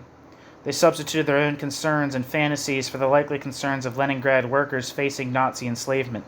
They wrapped up Russian Stalinist realities in ideological red ribbons, appealing political mirages, fantasies mistaken for hard fact, and blissful self-induced political amnesia. That 30th of August 1941 issue of The Militant editorialized in the same vein, quote, "Leningrad is in danger. The imperialist wolf pack is closing in upon the city. Workers understand what that means. Leningrad is the heart of the October Revolution. The most glorious traditions of revolutionary struggle cluster around this proletarian center. Despite the degeneration of the worker state under the Stalinist regime, these glorious traditions inspire the working class of Leningrad." Once again, as in 1905 and 1917, the Leningrad workers are rising and arming themselves to cope with their class enemy. Barricades are going up. The factory workers who constituted the Red Guard of Lenin's day are practicing armed drill, ... end quote. The same factory workers, ? The leading Bolshevik workers of the revolution had survived the Civil War and Stalin's butcherings? Quote, "This mass ring," end quote, quote, "this mass ring," why I say that? Quote, "this mass rising," end quote. Who have they risen against? What resistance did they meet with? What was the political result of their rising? Quote, "is the supreme manifestation to date of the resurgence of the revolutionary spirit of 1905 and 1917. The proletarian power that created the USSR now springs forth to save it from destruction," end quote. Power? For Marxists, the term usually denotes state power, and they had already, through John G. Wright, sponsored and backed, certainly by Cannon, end claimed that Stalin did not, quote, "really," end quote, control the army, the military core of the state machine, but the militant, in the militant's fantasy-addled language, may have just meant energy or strength. Lack of political self-appraisal and self-criticism, a fondness for easy demagoguery, too loose and loosening ties to the theoretical and programmatic moorings of their starting point politics, and the absence of an independent-minded opposition in the post-1940s split party, here reduced them to political raving. Where the Trotskyists in Trotsky's time had seen the nationalized industry as the sole, albeit large, survival from the October Revolution, submerged in totalitarian filth, and Stalinist society as an exceptionally vicious parody of a class exploitative system, Trotsky's self-named, quote, "disciples," end quote, now saw survival of the workers' revolution itself in the whole society. Quote, "The proletarian revolution within the Soviet Union exhibits irrepressible vitality. Despite the injuries laid by Stalin's regime upon the revolutionary proletariat, its living forces well up in a mighty stream. Stalin, who disarmed the workers years ago, is now compelled to rearm the workers. The Stalinist bureaucracy takes this step with misgivings at the most critical hour of its existence in order to save its own skin, but that does not lessen the objective significance of the act. The arming of the people gives testimony that the worker state endures, ... Leningrad is not, like Paris and Brussels, ruled by a powerful capitalist clique who could oppose the arming of the people and their fight to the death against the fascists," end quote. The Stalinist autocracy, ? The Nazis, too, in 1945, quote, "armed the people," end quote, in the Volkssturm.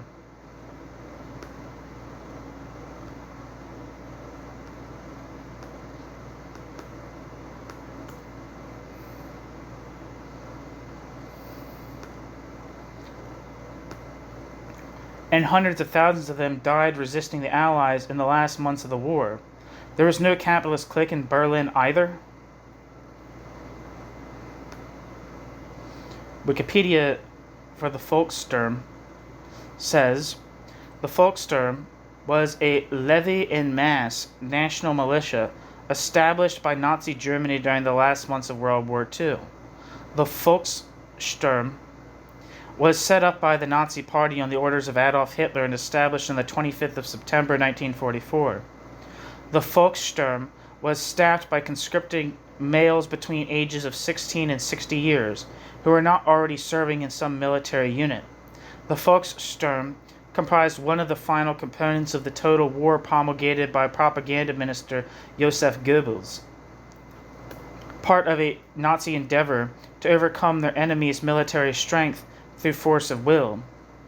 Volkssturm units fought unsuccessful battles against Allied forces at the end of the war.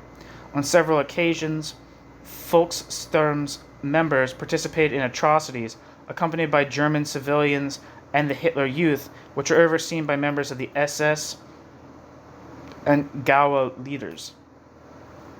Back to the text.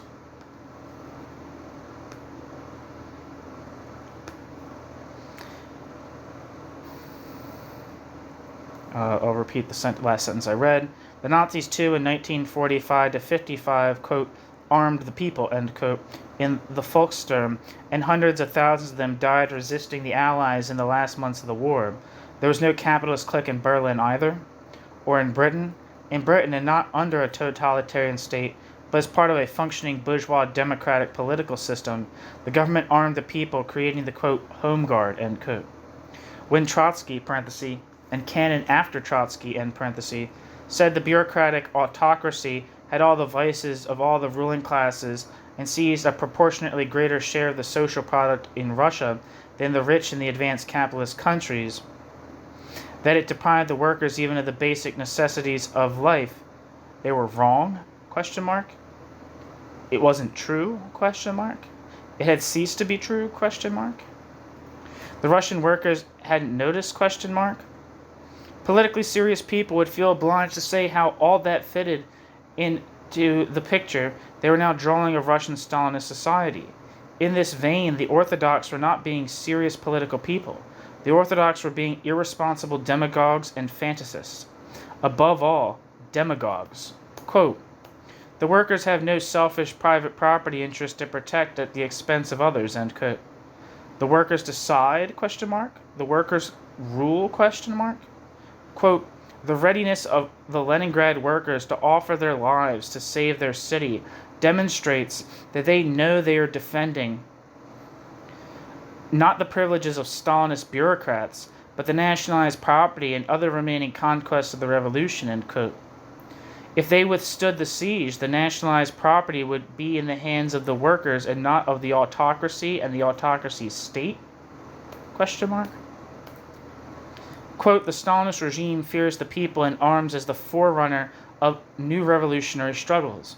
But even more, did the Stalinist regime fear the loss of Leningrad and further victories for the fascists, which would endanger the Stalinist regime's rule from within and from without. Under these compelling circumstances, they have been obliged to approve the arming of the masses, but they did not permit the people to take arms until the danger was poised at their heart.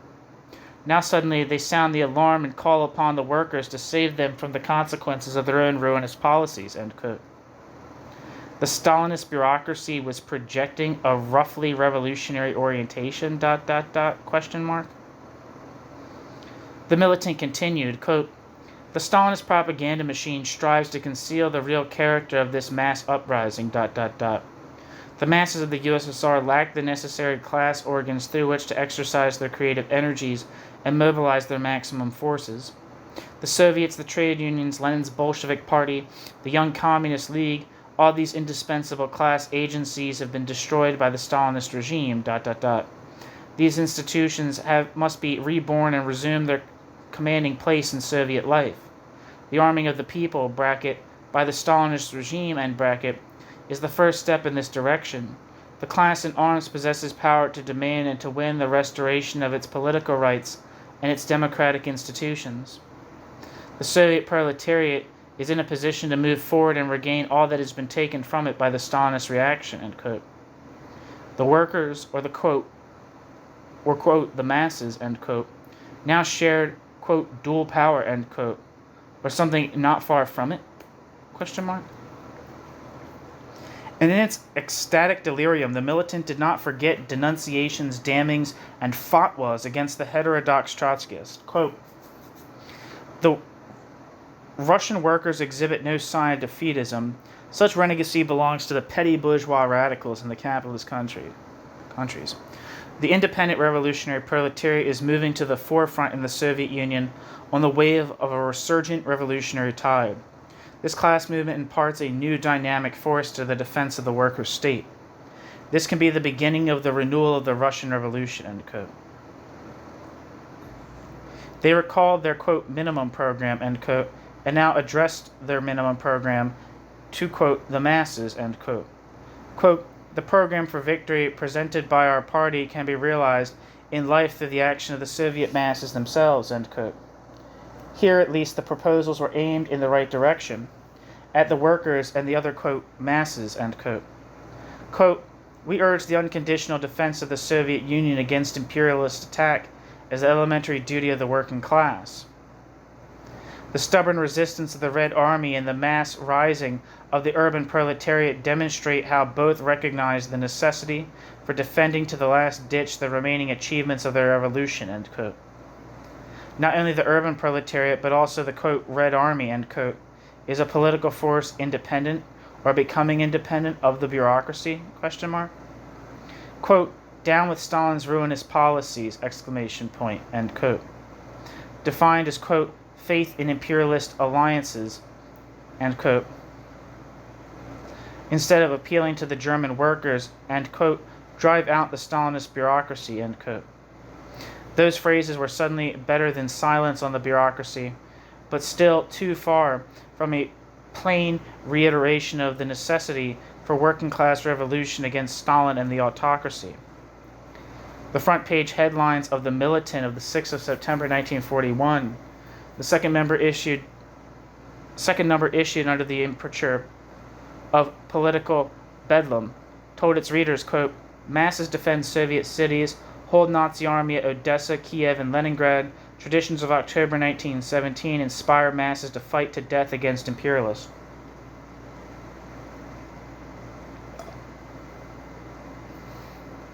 End quote. This outdid the previous issue in the last, at least one respect. It carried a straightforward Stalinist cartoon on the front page, headed, quote, A Tale of Two Cities, end quote. It had two panels labeled, quote, Paris and, quote, Leningrad. In, quote, Paris, we see a bourgeois on his knees, representing the French bosses, offering a giant key to a big thug stamped with the swastika, Hitler. In, quote, Leningrad, end quote, we see the Hitler figure crouching, almost on his knees, and looming above him, much larger, is a muscular worker grimly rolling up his sleeves. The Stalinist autocracy is no part of the picture.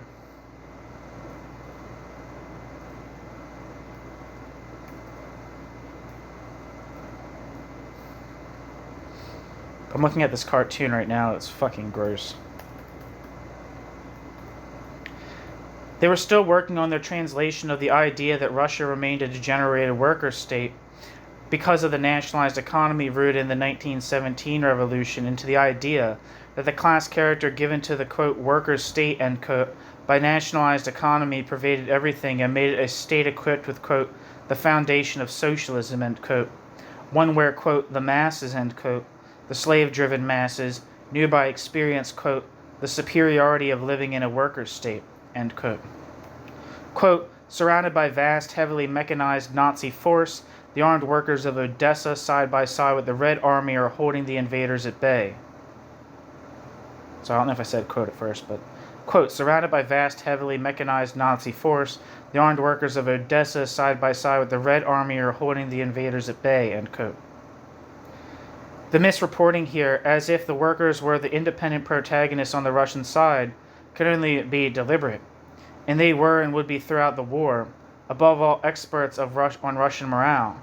Quote, as in Leningrad and Kiev, the proletarian masses of Odessa are rallying to the defense of the Soviet Union, spurred on by the memories and traditions of the October Revolution.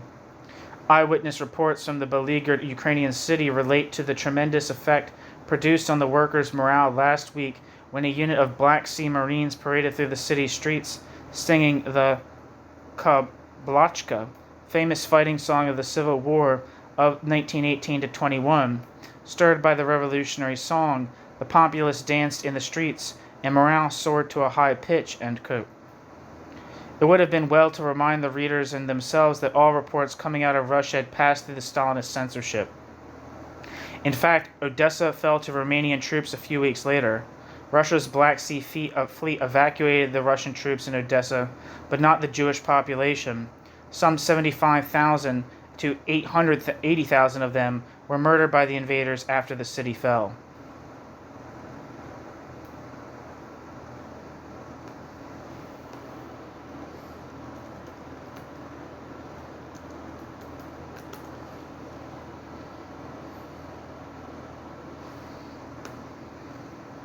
Wikipedia says for the 1941 Odessa massacre, the Odessa massacre was the mass murder of the Jewish population of Odessa and surrounding towns in the Transnistria Governorate during the autumn of 1941 and the winter of 1942, while it was under Romanian control. The Odessa massacre was one of the worst massacres in Ukrainian territory. Depending on the accepted terms of reference and the scope, the Odessa massacre refers either to the events of October 22nd to 24, 1941, in which some 25,000 to 34,000 Jews were shot or burned, or to the murder of well over 100,000 Jews in the town and the areas between Dniester and Bug rivers. During the Romanian and German occupation which took place following the massacre, as of 2018, it was estimated that up to 30,000 people, mostly Ukrainian Jews, were murdered in the actual massacre, which occurred on October 22nd to 23rd, 1941. The primary perpetrators were Romanian soldiers, Einsatzgruppe SS, and local ethnic Germans.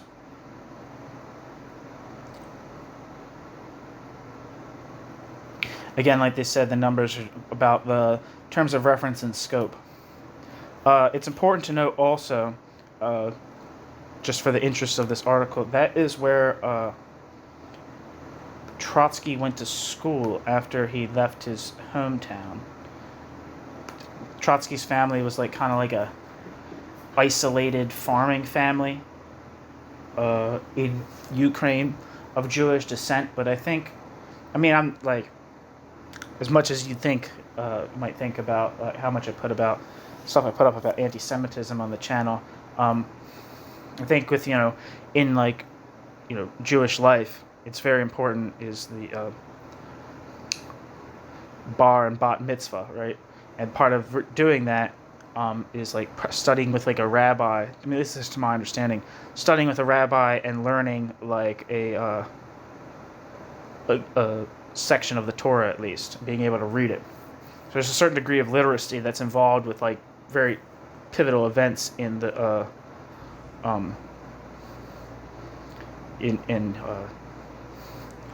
the Jewish faith. But Trotsky's father, I believe, was semi-illiterate or just illiterate. So Trotsky, to my understanding, like his Jewish upbringing was kind of like isolated and different. Like I don't know how, like it didn't seem particularly important to his life at all.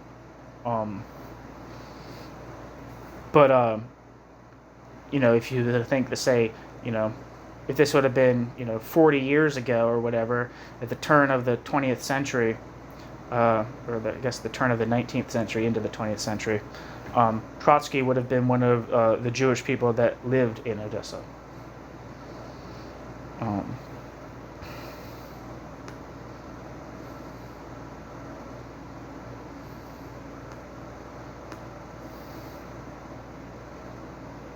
Where am I?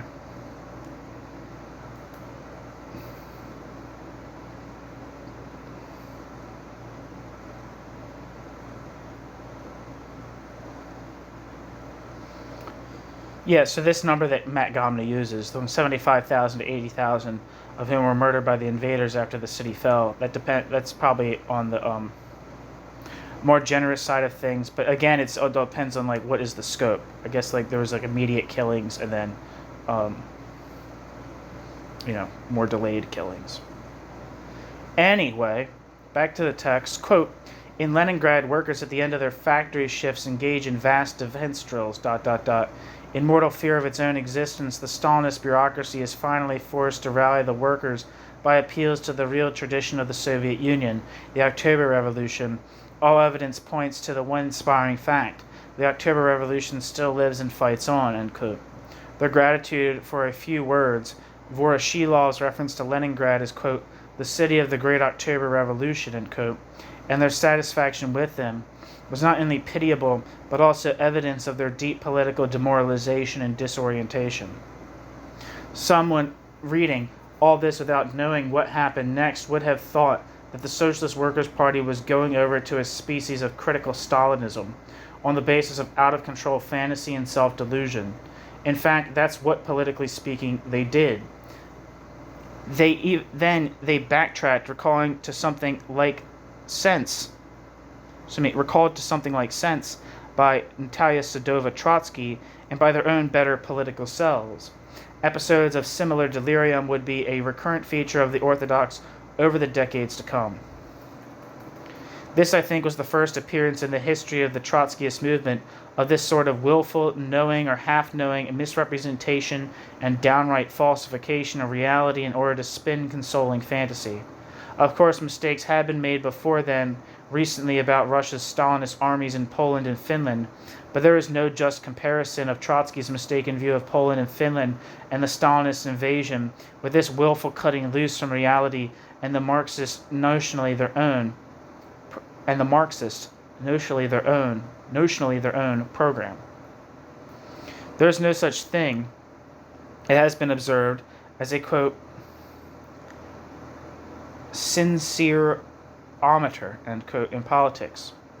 That Cannon sincerely lost his sense of reality at different points in World War II is, I think, a matter of recorded fact. The Cannon calculated and postured and assumed positions for organizational advantage is, I think, a certainty.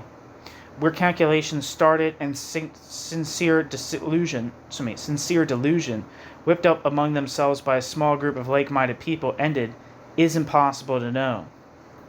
As we will see in late 1941, in the Socialist Workers' Party's retreat from the Leningrad delirium, and again in 1944, Cannon would back down from positions in which he seemingly had a great emotional investment in face of rebukes from Natalia Sedova Trotsky.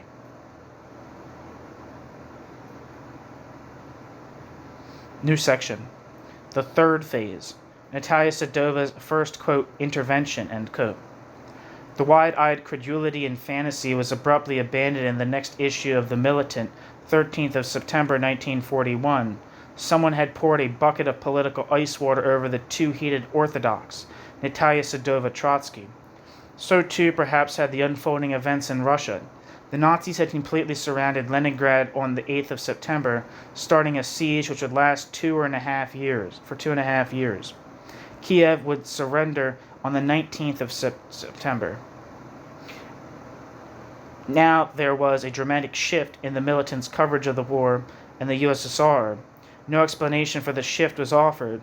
No explanation would ever be offered for the 2 weeks of delirious triumphalism in August-September 1941. Quote, catastrophe faces USSR as the result of Stalin's rule. Stalin's purges beheaded Red Army, end quote.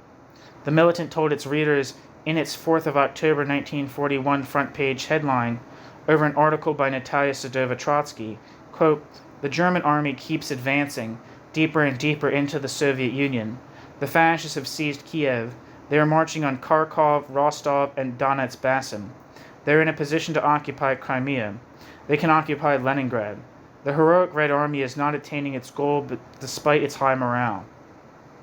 Despite its frightful sacrifices, despite the millions of fighters who perished, ... it is necessary to understand a resolute campaign against the criminals responsible for the defeats. Irrefutable facts are now confirming with invincible force the diagnosis made by Leon Trotsky on the basis of an all-sided analysis of the general political and economic conditions in the USSR. It is necessary by means of the merciless blows of fact to lay bare unceasingly, with all our energy, the causes for the defeats of the Red Army. The time has come to remind all workers daily, hourly of the crimes of the Kremlin regime and its chieftain. The questions I raise are questions of the greatest importance. Everything must be concentrated on them. Everything else must be subordinated to them, for the fate of the Soviet Union is now being decided." End quote.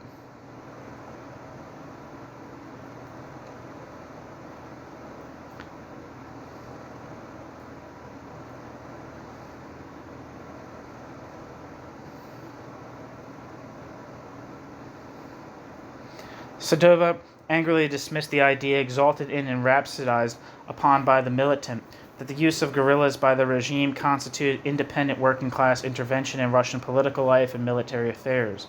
Sadova related to the old intra-Bolshevik disputes of the Civil War period, quote, "What is the truth about guerrilla warfare? Stalin has come back to it. Stalin has returned to the guerrillism against which Lenin and Trotsky fought so relentlessly during the Civil War in the revolutionary Soviet Union. Stalin needs guerrillism as a facade, as something to show, something to fool the people with. By guerrillism, he tries to cover up the absence of strategists, the absence of a genuine revolutionary and planned leadership of the war. He distracts public opinion by means of the heroes of guerrilla warfare. But in a correctly conducted war, there is no need at all of guerrillas. They can only be of a hindrance and incur disproportionate sacrifices. Who benefits by this?" End quote. Sadova's article dated 25th of September 1941 was a tacit reprimand to the Orthodox. They accepted it meekly. It is probable that there had been an exchange of letters before Sadova's article appeared. A front-page editorial said, "Trotsky showed road for victory of the Soviet Union. Once again proclaimed the immediate, quote, minimum program," end quote, as demands on the, quote, Soviet government, end quote. Quote, "Release pro-Soviet political prisoners, revive the democratically elected Soviets, legalize all pro-Soviet political parties, seek revolutionary unity with the German working class for the socialist United States of Europe," end quote. After the 4th of October 1941, for about a year during which the war went badly for the USSR, the militant repeated the themes of Natalia's angry article. Why such defeats? Stalin had beheaded the, quote, Red, end quote, army by purging most of its top commanders shortly before the war. The idea of the overthrow of the bureaucracy reappeared occasionally, though in an addled form, in which the, quote, Red, end quote, army, as it was, as a whole, or more or less as a whole, was to rank equal to the working class as the agency for this, quote, political revolution, end quote. Quote, "The Soviet masses and the Red Army must rid the country of the bureaucratic regime, which constitutes the chief internal obstacle to the victorious defense of the workers' state," end quote. Parenthesis, the militant, 25th of October 1941, end parenthesis. Correlated with reality, this would be a call for a military coup, exclamation point. New section, quote, "Resurgence of the Soviet masses," end quote. In the magazine Fourth International, January 1942, John G. Wright published a, quote, think piece, end quote, on, quote, "the USSR in war," end quote. A crosshead sums up the article, quote, "Resurgence of the Soviet masses," end quote. John G. Wright wrote of the, quote, "enthusiastic response," end quote, to the decree of, quote, "universal military training," end quote, from October 1941. In many cities, workers were, quote, "arming and drilling," end quote, even before the official decree. Quote, "There is considerable evidence that the initiative for this measure did not originate at the top," end quote. Evidence from where? Question mark. Wright did not tell his readers. The, quote, "workers' detachments," end quote, wrote John G. Wright, were not, quote, were, quote, not, guerrillas fighting behind enemy lines, end quote. The, quote, "worker detachments," end quote, "coordinate their activities with those of the regular army," end quote. Moscow, wrote John G. Wright, quote, "kept silent about the role of these proletariat militias," end quote. So how did Wright come to know better? Quote, "The bureaucracy is not enthused by the prospect of an armed and trained population," end quote. Parenthesis, in fact, 3 battalions of Leningrad civilians were formed and sent into battle with little training. The third such battle had only 1 day's training, end parenthesis. All through the piece, Wright implied, without saying it, that the, quote, workers' detachments, end quote, were politically independent working class groups, or becoming independent. John G. Wright wrote of the, quote, trade unions, end quote, as if the Stalinist labor front organizations for controlling the workers were real trade unions. A, quote, section of the trade union activists and trade union organizers, end quote, had gone into the army had gone into the army. Activists, question mark, organizers, question mark. Quote, the contradiction between the political needs of the regime and the military tasks of the country is being brought to the breaking point, end quote. The Communist Party of the Soviet Union, quote, holds no meetings, conducts no political agitation, accepts no new members, ... The party has been a hollow shell for many years. The door has cracked the shell, end quote. There is, quote, growing pressure from below, ... Under the hammer blows of events, the ranks of the bureaucracy are being shattered, end quote. Workers' control, not stifling bureaucratism, was necessary in the factories to maximize production. There was, quote, rising confidence and self-action among the Soviet masses, end quote. Wright's basic idea was that the contradiction between the needs of war and bureaucratic rule was an absolute one. The bureaucrats could conduct no adequate war effort, and the contradiction was shattering the Stalin regime. It was impossible for the bureaucracy to adjust and survive. The Stalinist structures in Russian society were crumbling. In the early 1930s, Trotsky had believed that the mechanisms of Stalinist rule were falling apart under the stresses of forced march collectivization and industrialization. Something like that was in Wright's mind now, and of course the Orthodox, quote, knew, end quote, that the bureaucracy was in no degree a ruling class, but only a flimsy incrustation on Russian society. The bureaucracy could be easily sloughed off. Even in the period when defense of the USSR was downplayed, the idea theorized by Wright that the, quote, red, end quote, army was a proletarian force, autonomous or semi-autonomous from the bureaucracy, would be kept alive and developed. A front-page cartoon in The Militant of the 15th of August, 1942, claimed it was, quote, Trotsky's Red Army, end quote. New section.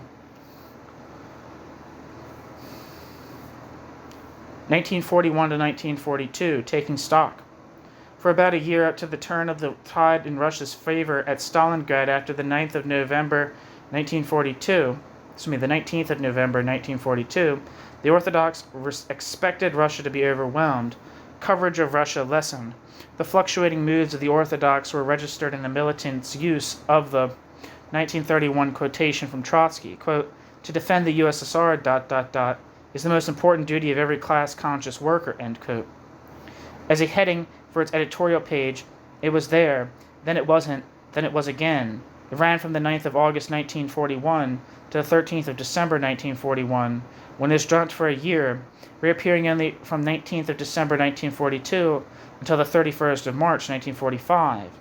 On the 25th of October 1941, the militants spoke out against the Stalinist regime in renewed these sharp terms, quote, Stalin orders GPU rule for Moscow, turns open GPU terror to bolster regime. Edict aimed at silencing all those who criticize or oppose Kremlin's war policy, end quote. It reported on page 1 as if, quote, GPU rule, end quote, in the USSR were startling news. The militant did not report the background of a new order by Stalin, which was that the Germans had taken the important city of Rostov almost without a fight. The USSR troops had panicked and fled. That defeat and the bureaucracy's visible measures to move government operations from Moscow to Kuibyshev, further east, created panic and flight from Moscow. Stalin responded by moving up the GPU from its usual second-line role in front-line policing in Moscow, with powers to shoot there and then anyone whose talk they overheard and did not like. John G. Wright wrote on Stalin's decree that it was, quote, only the latest link, end quote, in a series of decrees, parenthesis, all of European Russia under martial law, 22nd of June, GPU-controlled political commissars in the army, 16th of July, and in the Navy, 21st of July, end parenthesis, instituting, quote, the investment of the GPU with open and sweeping powers not only over the population, but over the Red Army itself, end quote. Wright thought the overthrow of Stalin was now very close. Quote, Stalin's monstrous bureaucratic apparatus of repression began crumbling on the eve of the Second World War. The war has violently speeded up this process of disintegration. We are now witnessing the final stages of the death agony of Stalinism, ... Every day, every hour of this struggle brings an additional overwhelming proof that the Soviet Union can be successfully defended only by the reconstruction of the Soviets and the return to the policies of Bolshevism, end quote. Parenthesis, the militant, 8th of November, 1941, end parenthesis.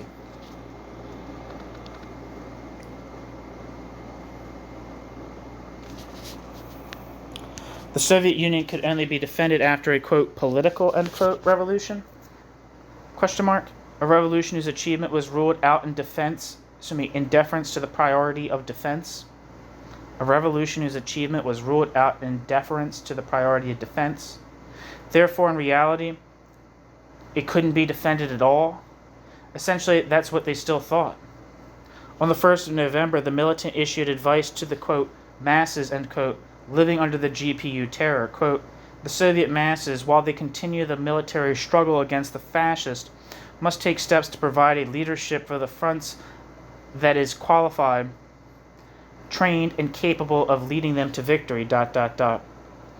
While the struggle against Stalinism, the chief internal obstacle to the successful defense of the USSR and the organizer of its defeats, must be subordinated to the defense of the military front against the imperialists. The Soviet masses must take the first favorable opportunity, without weakening the front against the imperialists, to remove the bureaucratic regime, ... end quote. This new formulation had the merit of pointing once again toward the need for a working-class revolution against Stalin and the autocracy, but the idea that the, quote, Soviet masses, end quote, could change the army leadership while Stalin still had power, parenthesis, or did he, question mark, remember that his power was, quote, crumbling, end quote, end parenthesis, was another bizarrity to add to the growing collection. The proletarian military policy for the USA may have infected their thinking here. The idea that the trade unions, without taking power, at least achieving, quote, dual power, end quote, could take over the training of the U.S. Armed Forces. The Socialist Workers' Party held a plenum conference on the 11th of October 1941 in Chicago, parenthesis, this volume, page 304, end parenthesis. Quote, only our analysis of the anti-revolutionary character of Stalinism explains to the workers why the Kremlin has refused to arouse the masses of Europe and undermine Hitler in Germany, end quote. The heterodox Trotskyists were never far from Cannon's concerns. Quote, our program for the revolutionary defense of the Soviet Union has been confirmed not only against the Stalinists, but also against all the petty bourgeois renegades who deny the Soviet Union its character as a worker state and refuse to defend it, end quote. Cannon had a new, quote, proof, end quote, that the USSR is a worker state. Quote, the unparalleled morale with which the Red Army and the Soviet Union masses rallied to the defense of the worker state can only be explained by our analysis of the class character of the Soviet Union.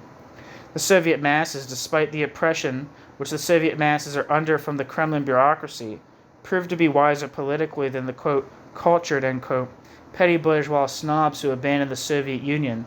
The masses were able to distinguish between the Soviet Union and Stalinism, end quote.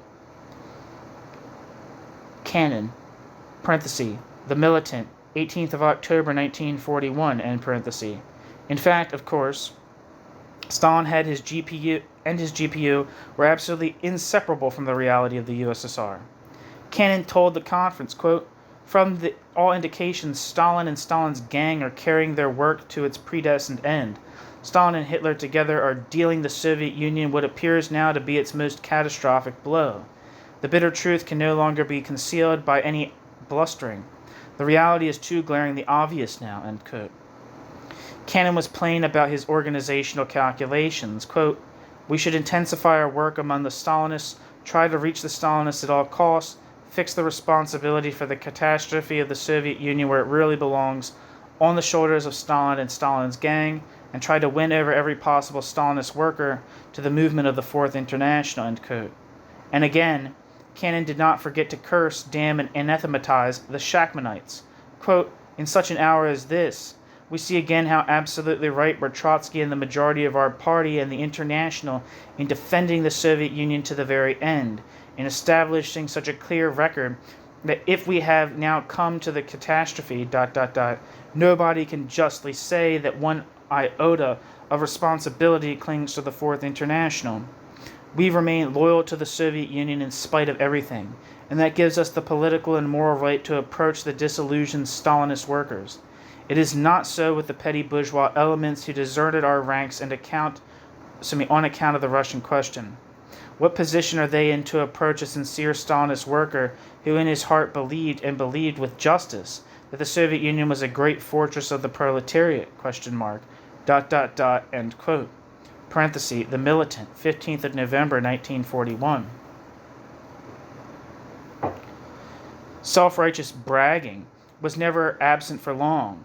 Typically, Cannon here judged and urged his comrades to judge the rightness or otherwise of an analysis or a programmatic position by how it would, quote, play, end quote, to an audience, not by whether it was true to reality or not.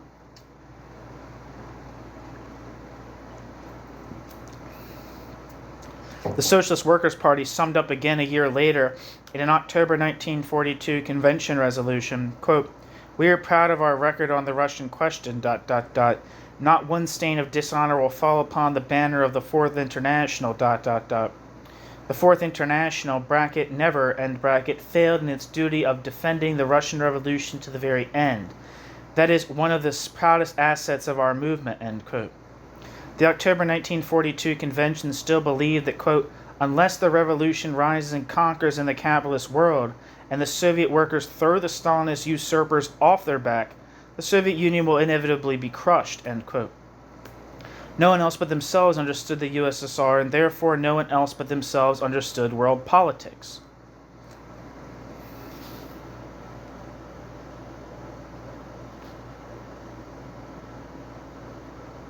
Quote, "The events affecting the Soviet Union, are incomprehensible except to those who are guided by the Trotskyist analysis of the character of the Soviet Union.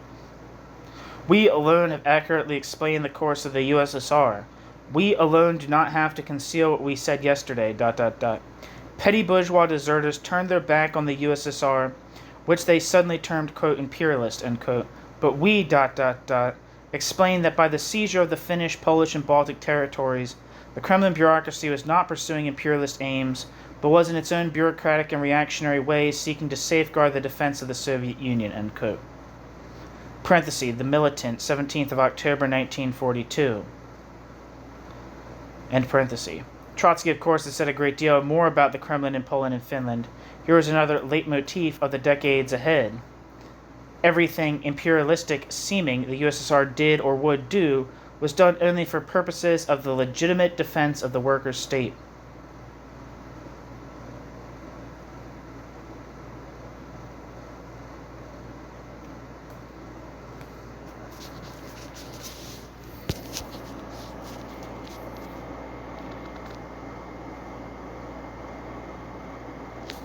Cannon and his comrades let their, quote, Soviet patriotism, end quote, as Socialist Workers' Party resolutions called it, lead them into very strange territory. Lauding nationalized property, they slipped into lauding Stalinist totalitarianism. The resolution said, quote, "The Red Army and war production were free from the fetters which private property imposed upon, quote, national defense," end quote. Even in wartime, no profiteers existed to limit war orders to monopoly corporations. The, quote, "scorched earth," end quote, policy could be applied by a land without private property with a determination and planfulness which are impossible to capitalist countries. The moving of industrial plants from endangered areas to places deep in the interior, the building of a second railroad across Siberia, such gigantic economic actions in wartime were made possible only by the system of nationalized property, end quote. This rodomontade, the fuck does that mean?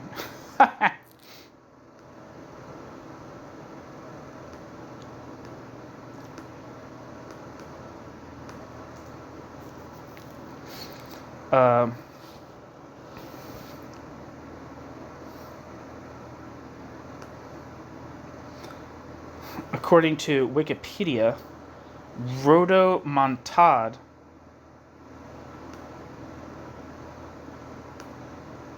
is a mass noun meaning boastful talk or behavior. The term is a reference to Rhodomont, a character in the Rodomante, a character in the Italian Renaissance epic poem Orlando Innamorato, and its sequel, Orlando Furioso. Henry Fielding in History of Tom Jones writes, quote, "In fact, the good squire was a little too apt to indulge that kind of pleasantry which is generally called rodomontade."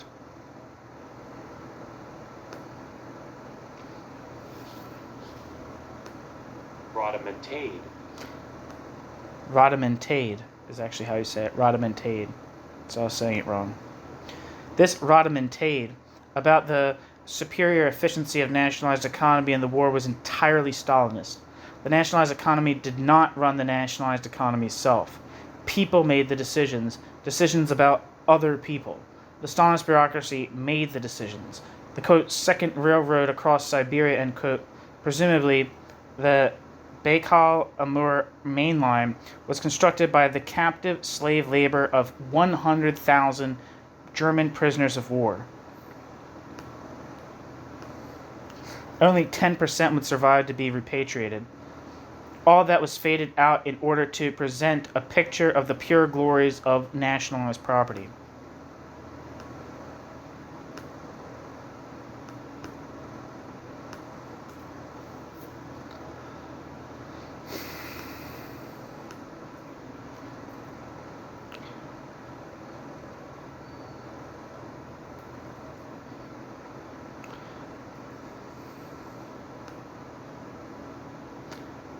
What they hailed here was the totalitarian power, ruthlessness, and inhumanity of the bureaucracy.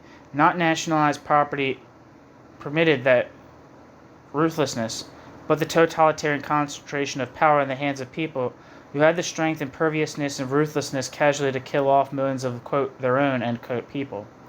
Even the picture they wanted of the capitalist states even the picture they painted of the capitalist states for contrast with the USSR was false and in substance a senseless glorification of Stalinist totalitarianism. The governments in both Britain and the USA had taken direct political control of industry, and they ran, as in World War I, effective capitalist war economies. The bluster here contrasted Stalin's system of totalitarian slave driving favorably with the capitalist state-directed war economy in states that essentially preserved most of the bourgeois democratic rights and liberties. The program for democratization was there too in the resolution, but how it all fitted together was still far from clear. In truth, it did not fit together. The October 1942 resolution did not explain the sudden collapse after 2 weeks of their wild fit of enthusiasm in August-September 1941.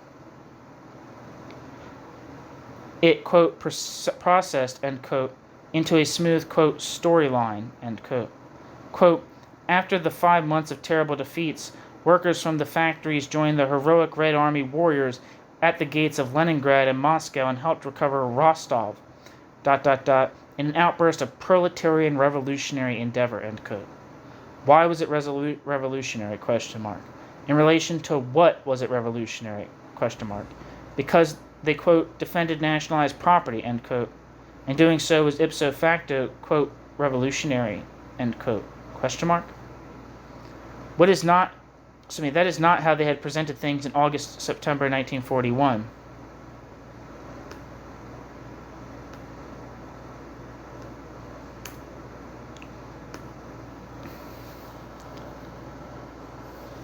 All this specious pseudo-explanation and demagogy stood on forceful assertion, misrepresentation, political dishonesty, bluster, and on a party system which made it very difficult for anybody to challenge the incumbent leaders. Such self-righteous demagogy could not but smother political discussion and dissent in the Socialist Workers' Party in any attempt at honest accounting. Thus the first fruit of the, quote, tightening up, end quote, of 1940, James Buchanan's, quote, Bolshevization, end quote, of Trotskyism, was to make possible this flood of irresponsible, capricious, and self-indulgent, quote, apparatus politics, end quote, apparatus storylining, end quote.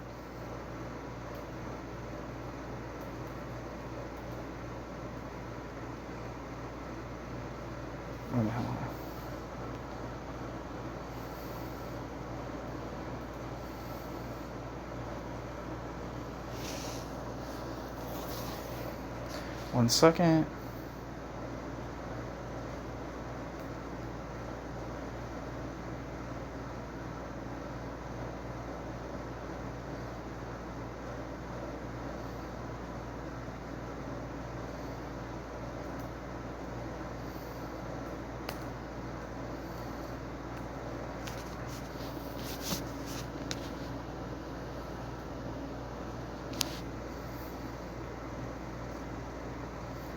New section. The fourth phase, after Stalingrad. A fourth phase in the responses of the Orthodox came with Russia's successes in the war, as a third phase had come with its defeats. In November 1942, the Russian army encircled the German army at Stalingrad. It was the turning point in the war. Russian strength, success, and territory began steadily to increase. The new cycle of enthusiasm and delusional politics on Russia was signaled with a front-page headline of the 5th of December 1942, quote, Red Army's offensive staggers Germans at Stalingrad and Rzhev, I don't know, end quote. And they knew what to do next, and what, quote, tasks, end quote, they should set for Stalin's Russia. Quote, the task now is to arouse German revolt, end quote. And the, quote, tasks, end quote, in the USSR, question mark? Quote, the military victories of the Red Army can be extended and turned into decisive victories. The ferment in Germany, end quote. In response to a hypothetical Russian appeal to the German workers, quote, can completely disrupt Hitler's rear and facilitate Soviet victory. Before this, a correct revolutionary policy is necessary. The Soviet masses, while fighting with all their energy against Hitler's attack, must convince their German brothers that they are allies who will fight with them against the imposition of a new Versailles, bracket, treaty, end bracket, and for the creation of a workers' government in Germany, end quote. Unless, quote, Soviet masses, end quote, included the Stalinist regime, that was rampant nonsense with no grip on any reality. Quote, as in 1918 to 1919, today, bracket, a revolutionary appeal, end bracket, can not only save the Soviet Union, but can lead to the emancipation of all the workers of Europe, end quote. This line made even less sense now that the, quote, Red, end quote, army was beginning to advance. They saw no contradiction between the emancipation of the workers of Europe or of Russia and Russian military victory. Such talks as there had been about the overthrow of the bureaucracy subsided again. On the 5th of December 1942, the Socialist Workers' Party added, quote, defense of the USSR, end quote, as a ninth point to the previously 8-point policy platform in the militant, and on the 19th of December 1942, the SWP restored to the editorial page the 1931 quotation from Trotsky, quote, to defend the USSR is the most important duty of every class-conscious worker, end quote. It would remain there until the 31st of March 1945. In mid-December 1942, they brought out under the title In Defense of Marxism, a very one-sided selection of Trotsky's articles on Poland and Finland from 1939 to 40, parenthesis, omitting the articles Trotsky had written for the public press to condemn Stalin's invasions, those he wrote after April 1940, and the May 1940 manifesto of the Fourth International, end parenthesis. By that time, much of the content of the book, Trotsky's polemics against the, quote, petty bourgeois, end quote, who would capitulate to U.S. public opinion in the war, had been disproved by events, and its reproduction without comment on that disproof was therefore willful libel on the Workers' Party. A proper collection of what Trotsky wrote on Russia between, say, the USSR's turn to Germany in March 1939, or from the Hitler-Stalin Pact in August 1939 to his death in August 1940, included his articles and drafts for the public press, would have been very valuable politically. Instead, the Socialist Workers' Party produced a, quote, cutout, end quote, Trotsky, limited to his internal polemics, to back up their own current politics. In Defense of Marxism was the first big example of, quote, apparatus Marxism, end quote, in the Trotskyist movement. The introduction to the first edition of In Defense of Marxism, published in this volume, written by Joseph Hansen and William F. Ward, parenthesis, George Novak, and parenthesis, acted as Cannon's amanuenses. The fuck?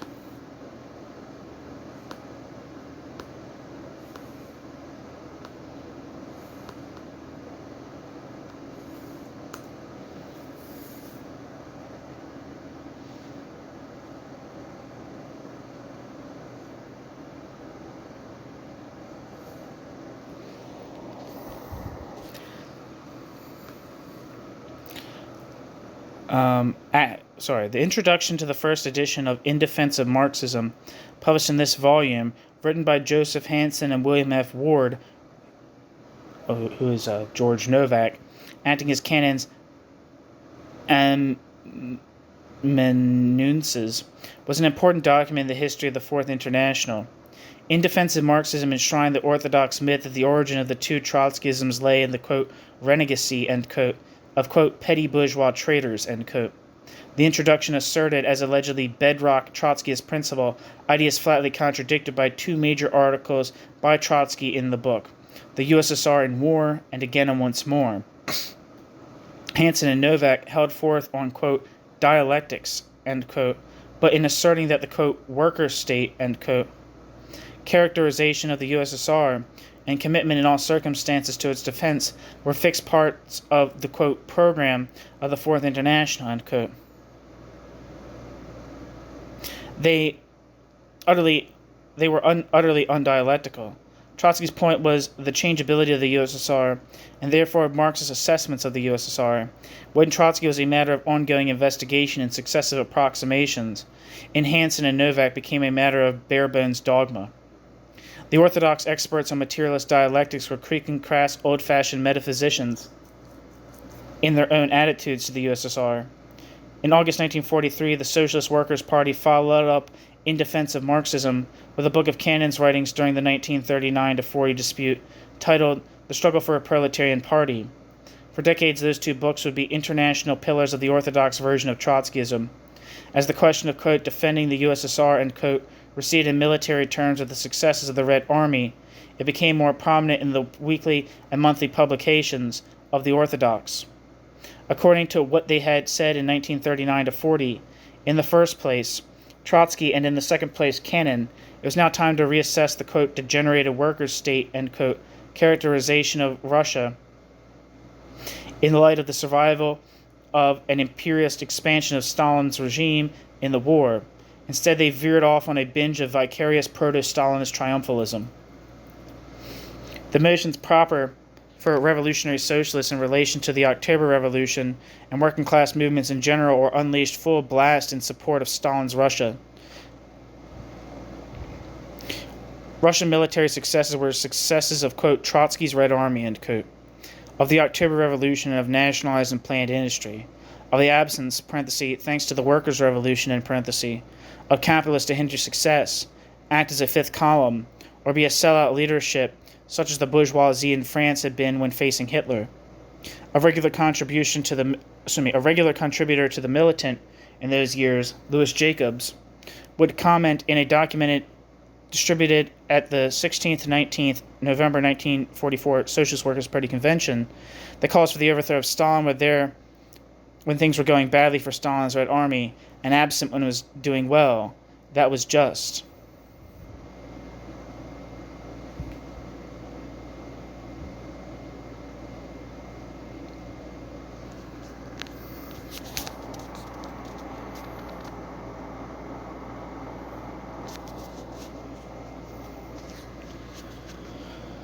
New section. The, quote, class significance, end quote, of Russia's victories. The strange idea of claiming the, quote, red, end quote, army for Trotskyism had started in Wright's article in 1941 and was epitomized in the front page cartoon published in The Militant of the 15th of August 1942 before the turn of the tide in the war. There was use of the term, quote, Trotsky's Red Army, end quote, for the Russian military helped the Orthodox ride the floodwaters of mass popular enthusiasm in the USA for the, quote, Red Army, end quote, and, quote, Uncle Joe, end quote, Stalin's Russia. The idea of, quote, Trotsky's Red Army, end quote, had an ideological function in addition to its usefulness in a labor movement in which the, quote, red, end quote, army was extremely popular. The USSR's army had survived Hitler's onslaught and was now scoring military successes against the Germans. It was doing deeds that the Orthodox had not believed it capable of.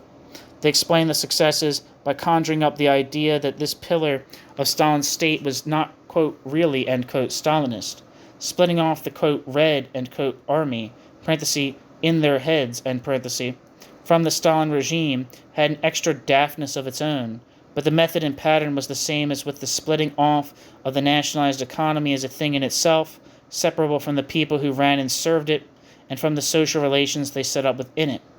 This method would play a very great role with the post-Trotsky Orthodox Trotskyists as, between the end of World War II, and say the outbreak of the Korean War 5 years later, they struggled to comprehend a world they had never expected and the role in it of Stalin and Stalinism.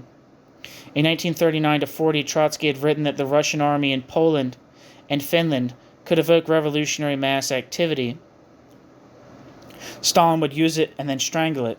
The facts proved to be different, and in the Fourth International Manifesto of May 1940, Trotsky acknowledged that, quote, Stalin did not find any support whatever in Finland, ... The invasion of the Red Army assumed the character of direct and open military violence, end quote. In 1943-44, the Orthodox took Trotsky's previous ideas about the Russian army evoking revolutionary activity and applied them to the, quote, red, end quote, army advancing on Europe. There would be a, quote, impetus inevitably imparted by the Red Army advances to the revolutionary moods and movements of the masses and to an overturn in political and property relations, end quote. So they said as the army entered Poland, parenthesis, the militant 8th of January 1944, end parenthesis, and the victorious Red Army, Trotsky's Red Army, would not let itself be used for Stalinist repression, or not all of it would. Felix Morrow in The Militant of the 20th of February 1943, quote, even before the Nazis are beaten, the fundamental class attitude of the capitalists toward the Soviet Union is revealing itself. They know that behind the Soviet victories and making them possible is the nationalized property system created by the October Revolution. They are not too sure, and with good reason, ! That the bureaucratic regime of Stalin will last long after a definitive Soviet victory over the Nazis. They fear that in place of Stalin, ... there arise again the democratic Soviets in the spirit of Lenin and Trotsky, the spirit of the world socialist revolution. That's what capitalist reaction fears will be the outcome of Soviet victory. For exactly the same reason, all workers truly loyal to their class are fervent supporters of the Soviet Union, knowing that its victory is also the victory of workers everywhere, end quote. The front page headline the next week, 27th of February 1943, warned, quote, new anti-Soviet maneuvers reported. USSR menaced by Finnish, quote, peace, end quote, move. Polish plan. Vatican plots, end quote. The militant would worry much about things like that from now on. The Orthodox would back Russia's claims to the border Stalin desired. Two questions were confused and entangled here. The likely behavior of Russia as a burgeoning military imperialist power, and the, quote, class character, end quote, of the USSR, and of the areas it seemed now to be able to take under its control. The reasonable expectation that Russia would take what it could was mixed up with the notion that Russia, as a worker state, would impart a, quote, workers, and, quote, or, quote, workers state, end quote, character to a large part of Europe. The idea was sometimes that the, quote, red, end quote, army would inspire working class revolution and maybe help it along, and sometimes of the army, parenthesis, which, remember, for the Orthodox, was not Stalin's, quote, red army, end quote, but, quote, Trotsky's, end quote, end parenthesis, not letting itself be used against the workers.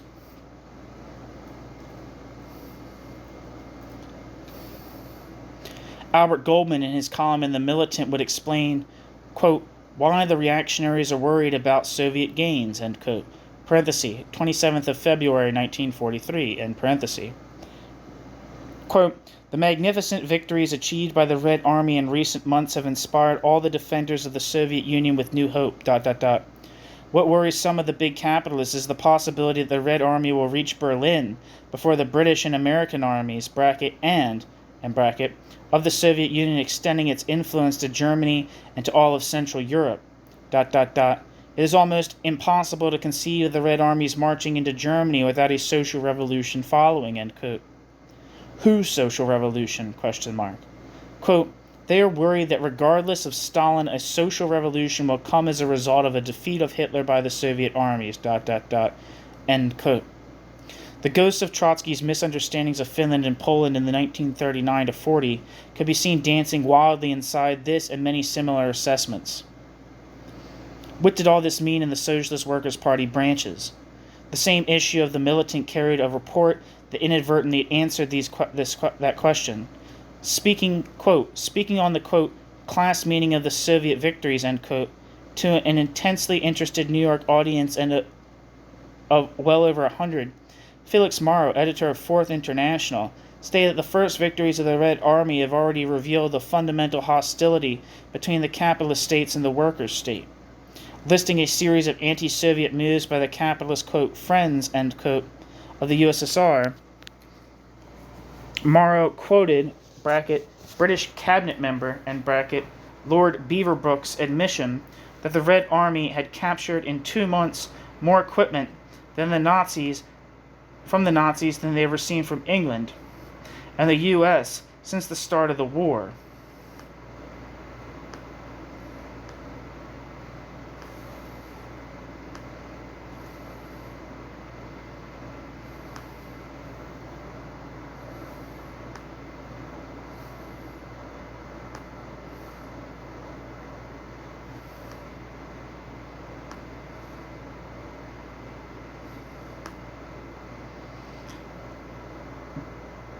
The victories of the Red Army have caused panic not only amongst the Nazis, but among the reactionaries in the United Nations, who fear that the new confidence and high morale of the Red Army bodes ill for their plans to make a deal with Stalin, guaranteeing them against a socialist Europe, end quote.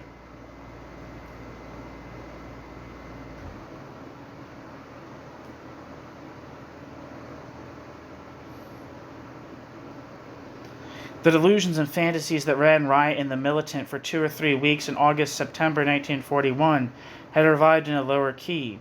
Quote, the stranglehold of the Stalin bureaucracy is progressively weakened, and with every new Red Army victory and its consequent rise of morale among the Soviet masses, the Red Army is fighting for a socialist Europe as well as a socialist Russia, Morrow declared, and they will never submit to any underhanded deal to preserve capitalism in Europe for the benefit of the very same imperialist powers that attempted to overthrow the October 1917 revolution, end quote. Max Shachtman's response in labor action, parenthesis, 15th of March 1943, end parenthesis, will serve as an interim summing up. Quote, Felix Morrow says, quote, the stranglehold of the American bureaucracy has progressively weakened with every Red Army victory, end quote. Where, when, how? Question mark. Nowhere, thus far, not even the pages of the Militant, have we read of a single important, parenthesis, or for that matter, unimportant, end parenthesis, fact to support this absurd contention. A weakening of the stranglehold of the bureaucracy would manifest itself in any number of concrete ways, A moderation of the terror regime, increased independent class activity of the workers, etc. Will such things, especially the last named, take place? They will, As yet there is no sign, no evidence for Morrow's assertion. A totalitarian regime is weakened in wartime when it suffers military setbacks. To speak now, especially now of a weakening of the bureaucracy's stranglehold in the country and its people, is the very best wishful thinking. Rise of morale among the Soviet masses, if by, quote, morale, end quote, Morrow is referring in general to the readiness of the masses to fight, to make sacrifices, then substantially the same thing could be said about the, quote, morale, end quote, of the Germans and the Japanese. Didn't the German and the Japanese morale hold up and rise with the big victories of their armies? And isn't it still pretty high, according to most reports? What does this fact by itself prove about Russia that it does not prove about Germany or Japan? Quote, there is no evidence, again we emphasize as yet, of any rise in the class morale of the Russian workers. Such a rise would show itself in the development of organized opposition, however primitive, to the counter-revolutionary regime, in the development of an independent class movement, of a socialist consciousness, of internationalist spirit that will come, but where is there a single sign of it now? According to Morrow, not only is the, quote, red, end quote, army fighting for a socialist Russia, parenthesis, which does not exist except in the lying propaganda of the Kremlin, end parenthesis, but also for a socialist Europe. With all deference to the delicate eardrums of our readers, we say again, nonsense, exclamation point. But this time, especially dangerous nonsense. There is no such thing today as a Red Army. The Red Army once existed. The Red Army was organized by Trotsky and the Bolsheviks. The Red Army was the army of the workers, of the people, of the socialist revolution. But Stalinism destroyed that army. Hasn't Morrow heard? Morrow can find the whole story told and analyzed in Trotsky's writings. What is, quote, red, end quote, parenthesis, that is, socialist, internationalist, democratic, end parenthesis, in the Russian army today, question mark, dot, dot, dot. The Stalinist army is the army of the Bonapartist counter-revolution. Does Morrow get this? The army of Bonapartist counter-revolution, not the army of socialism, exclamation point, dot, dot, dot. What Morrow says is at the best apologetics for Stalinism. If it is, quote, fighting for a socialist Europe as well as a socialist Russia, end quote, that is welcome news. It would be a miracle, and we don't believe in miracles. Sorry, 1 second.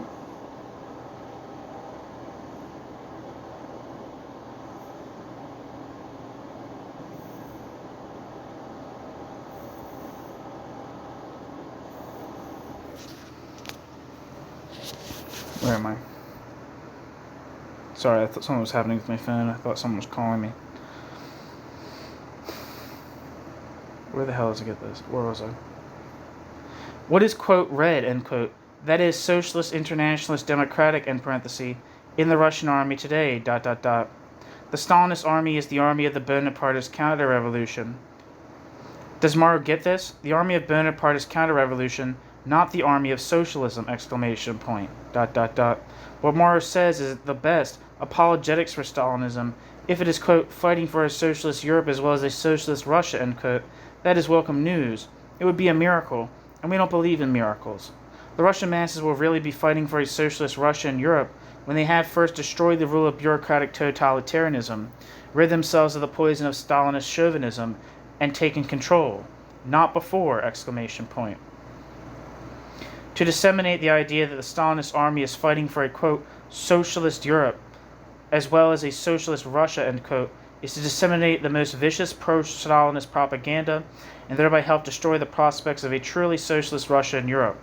Morrow evidently does not know that this rule of Stalinism is the rule of slavery. Morrow evidently does not read Trotsky, who wrote that the victory of the, quote, red, end quote, army in Poland, parenthesis, which it divided with the Hitlerite pirates in 1939, end parenthesis, meant the subjugation of the, quote, liberated, end quote, masses to Stalinist slavery. Because of the dangerous illusions created among some workers here and in Europe by the, quote, victories of the Red Army, end quote, the revolutionary socialist should and will emphasize the extension of Stalinist rule means the extension of a new slavery. Call it bureaucratic collectivism as we do, or, quote,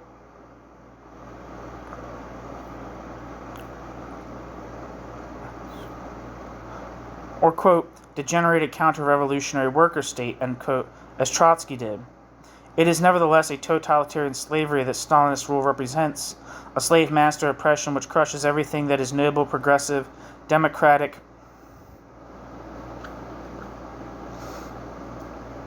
socialist, and internationalist in the working class that comes under its heel. Be irreconcilable toward imperialism, be it in the form of fascism or, quote, democracy, end quote, but be no less irreconcilable to Stalinism. Whoever teaches differently is either an outright enemy of socialism or a well-meaning obstacle in socialism's path, end quote. That whole article is featured in, end quote, Shachtman. The whole article is in The Fate of the Russian Revolution, Volume 1.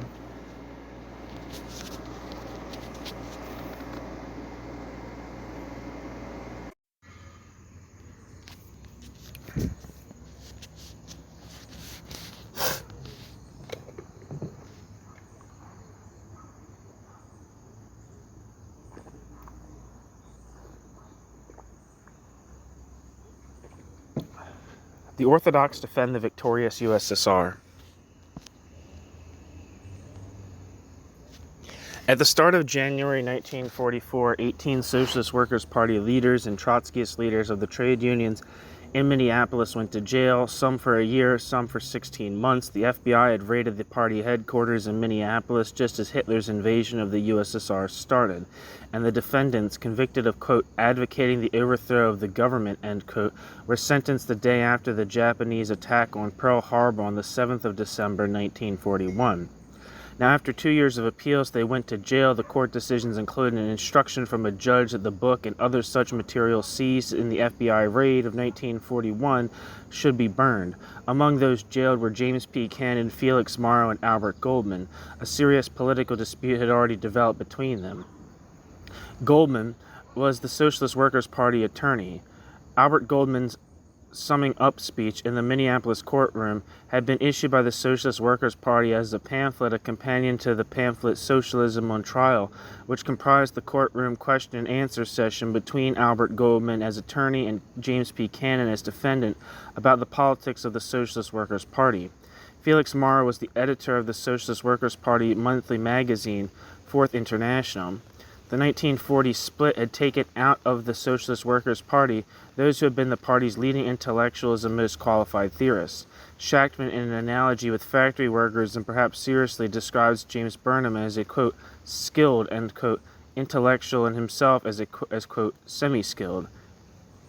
James Burnham is, quote, skilled, as a, quote, skilled intellectual, end quote, and himself is, quote, semi-skilled, end quote. After the split, Goldman and Morrow replaced them as the leading party intellectuals. Goldman had been the main speaker for the Cannon faction at the conference in April 1940. Goldman and Morrow had been in favor of allowing the minority to put out a public bulletin that would express their views on Russia. Cannon's refusal to agree to that was the immediate cause of the 1940 split, end parenthesis. They had also been among the most sure and vehement of the Orthodox.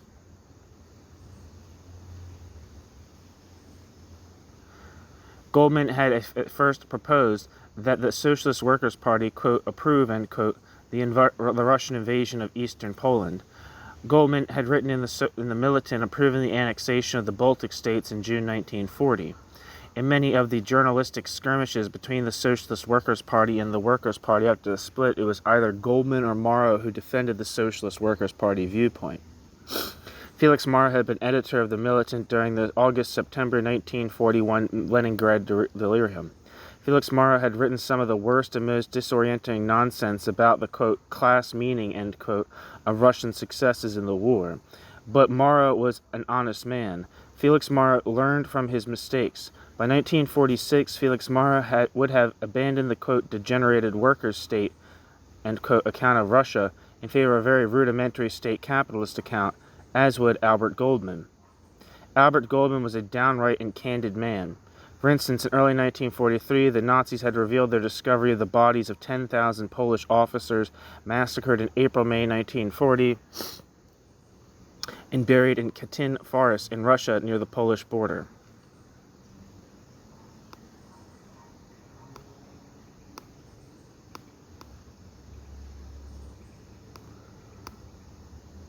One second.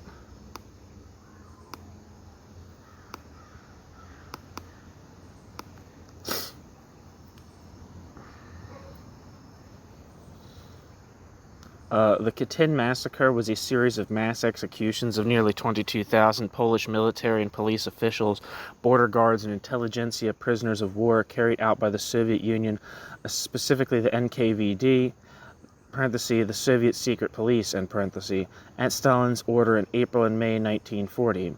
Though the killings also occurred in the Kalinin and Kharkiv NKVD prisons and elsewhere, the massacre is named after the Katyn Forest, where some of the mass graves were first discovered by German Nazi forces.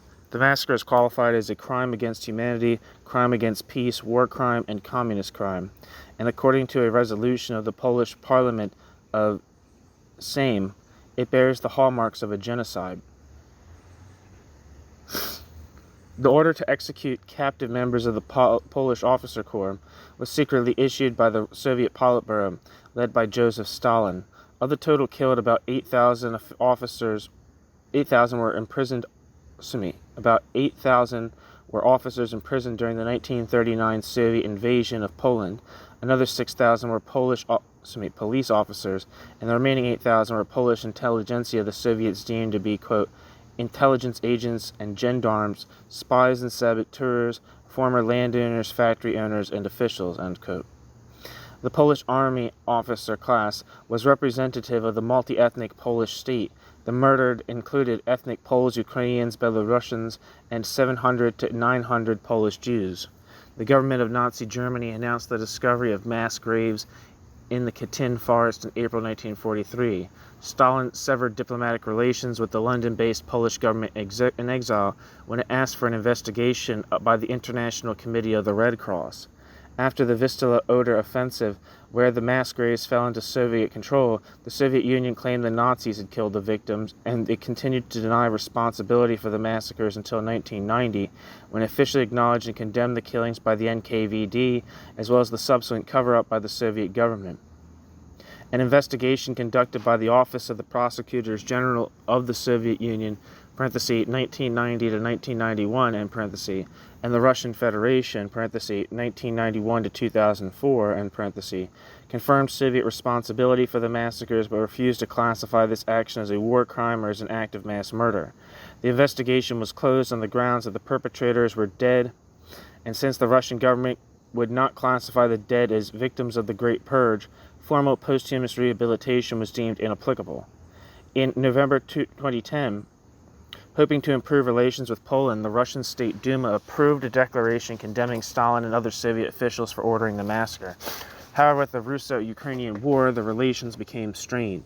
In 2021, the Russian Ministry of Culture downgraded the memorial complex at Katyn on its register of sites and cultural heritage from a place of federal to one of only regional importance.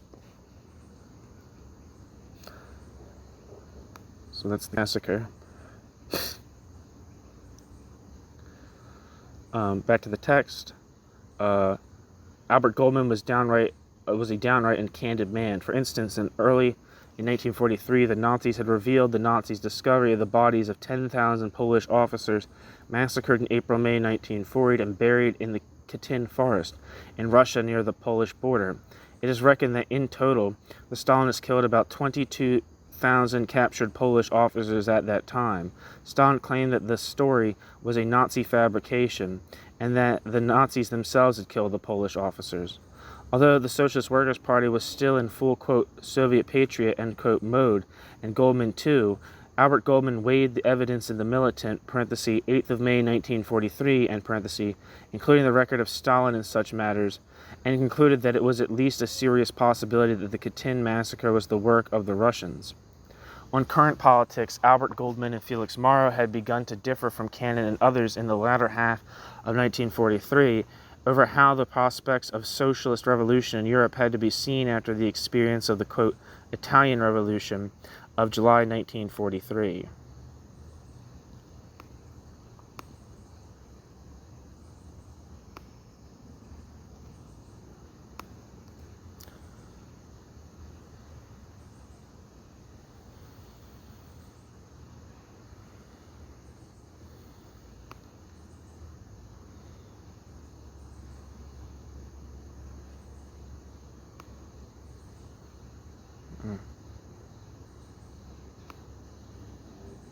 Where am I?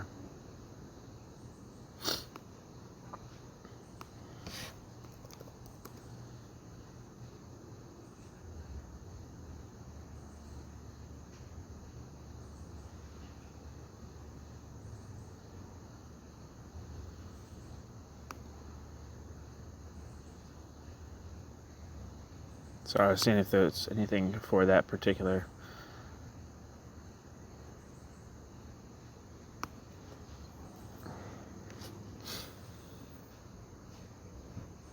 I'll just read the little piece from Wikipedia on the Italian campaign in World War II. The Italian campaign of World War II, also called the liberation of Italy following the German occupation in September 1943, consisted of Allied and Axis operations in and around Italy.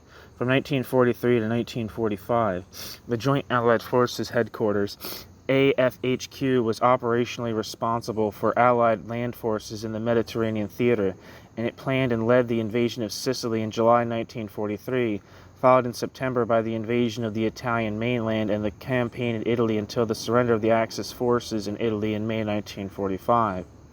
The invasion of Sicily in July 1943 led to the collapse of the fascist Italian regime and the fall of Mussolini, who was deposed and arrested by order of King Victor Emmanuel III on the 25th of August. The new government signed an armistice with the Allies on the 8th of September 1943. However, German forces soon invaded northern and central Italy, committing several atrocities against Italian civilians and army units who opposed the German occupation and started the Italian resistance movement. Mussolini, who was rescued by German paratroopers, established a collaborationist puppet state, the Italian Social Republic (RSI) to administer the German-occupied territory. On the 13th of October 1943, the Allies recognized Italy as a co-belligerent in the war against Germany. Thereafter, the Italian co-belligerent army and the Italian partisans fought alongside the Allies against German troops in the collaborationist National Republican Army. An aspect of this period is the Italian Civil War. In the summer of 1944, after the German defeats at Cassino and Anzio, central Italy, including Rome, was liberated. Northern Italy was liberated following the final spring offensive and the general insurrection of Italian partisans on the 25th of April 1945. Mussolini was captured by the Italian resistance and summarily executed by firing squad. The campaign ended when Army Group C surrendered unconditionally to the Allies on the 2nd of May 1945, 1 week before the formal German instrument of surrender. Both sides committed war crimes during the conflict, and the independent states of San Marino and Vatican City, surrounded by Italian territory, also suffered damage.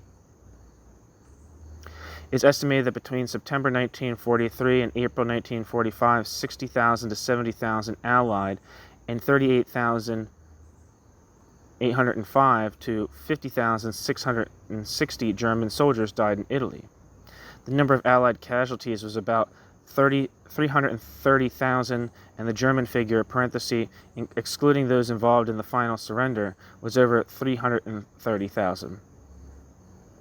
Fascist Italy, prior to Fascist Italy's collapse, suffered about 200,000 casualties, mostly prisoners of war taken in the invasion of Sicily, including more than 40,000 killed or missing. Over 150,000 Italian civilians died, as did 828 anti-Nazi and anti-fascist partisans and some 35,000 troops of the Italian Social Republic. On the Western Front of World War II, Italy was the most costly campaign in terms of casualties suffered by infantry forces of both sides, doing bitter small-scale fighting around the strong points at the Winter Line, the Anzio beachhead, and the Gothic Line. Casualties among infantry in Italy were proportionally higher than they were on the Western Front of World War II.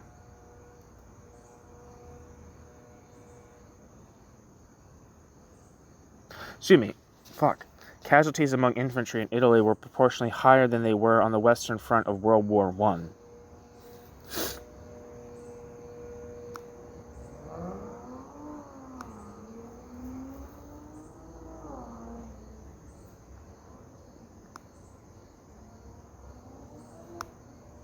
So let me repeat that sentence. On current politics, Albert Goldman and Morrow have begun to differ from Ken and others in the latter half of 1943 over how the prospects of socialist revolution in Europe had to be seen after the experience of the, quote, Italian Revolution, end quote, of July 1943.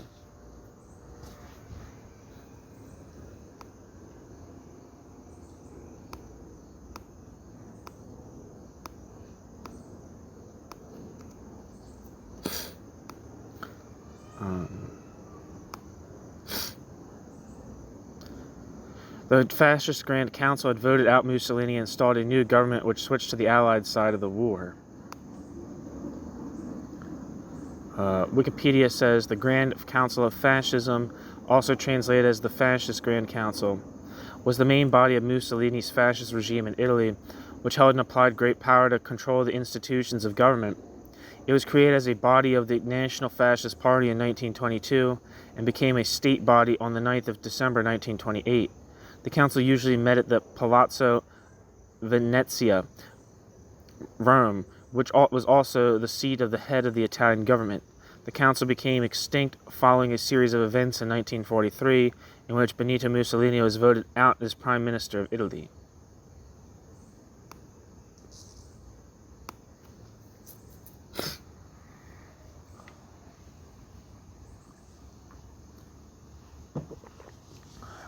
Back to the text. The Fascist Guard Council had voted out Mussolini and installed a new government which switched to the Allied side in the war. The militant, and Goldman and Morrow, had hailed this as, quote, the revolution, end quote, a working-class revolt. After a while, Goldman and Morrow felt obliged to record that it had been a palace coup, not a revolution, though great crowds had come out to welcome it. From the experience of Italy, they began to argue that a series of democratic slogans against the monarchy, for the republic, for restoration of parliamentary democracy, etc., would play an important part in preparing the European labor movement to take power.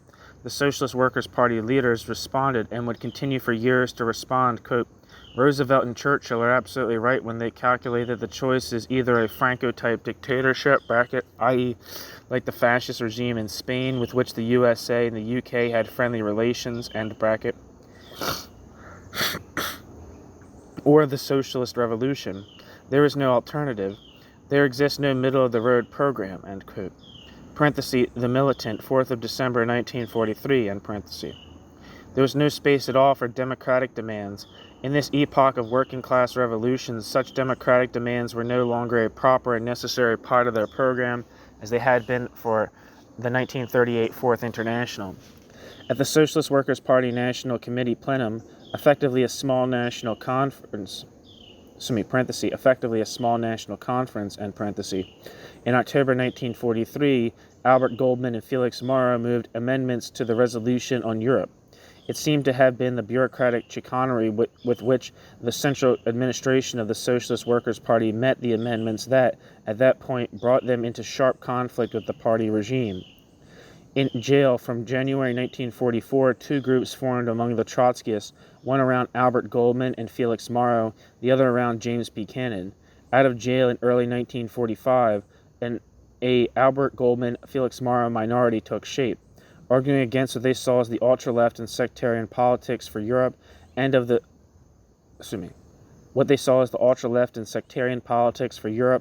Socialist Workers' Party and the European Trotskyists, who effectively followed the Socialist Workers' Party. This minority, the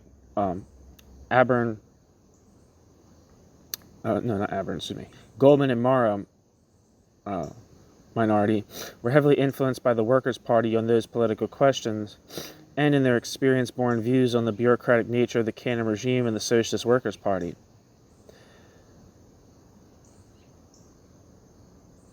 Albert Goldman and Felix Morrow were also perhaps influenced by Natalia Sadova's criticism of the Socialist Workers' Party leaders, and their attitude to Stalinist Russia. They would soon begin to champion reunification between the Socialist Workers' Party and the Workers' Party. Sorry, it appears that I have internet again, so I want to check out some of these links that I picked up that it didn't get the chance to look at before. The Baikal-Amur main line is a 1,520 millimeter broad gauge railway line in Russia, which converts to 4 feet 11 and 27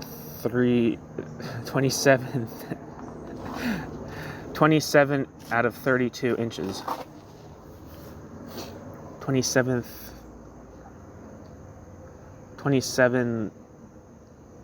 32nd inches. Broad gauge rail line railway line in Russia, traversing eastern Siberia and the Russian Far East. The 4,324 kilometer (2,687 mile) long BAM Baikal-Amur main line runs about 610 to 770 kilometers (380 to 480 miles) north of and parallel to the Trans-Siberian Railway. The Soviet Union built the Baikal-Amur main line as a strategic alternative route to the Trans-Siberian Railway, seen as vulnerable especially along the sections close to the border with China. The Baikal-Amur main line cost $14 billion, and it was built with special durable tracks since much of it ran over permafrost. Due to the severe terrain, weather, length, and cost, Soviet General Secretary Leonid Brezhnev described the Baikal-Amur main line in 1974 as, quote, the construction project of the century, end quote. If the permafrost layer that supports the Baikal-Amur main line, railway line, were to melt, the railway would collapse and sink into peat bog layers that cannot bear its weight. In 2016 and 2018, there were reports about climate change and damage to buildings and infrastructure as a result of thawing permafrost. Interesting. What's the other thing I wanted to look up?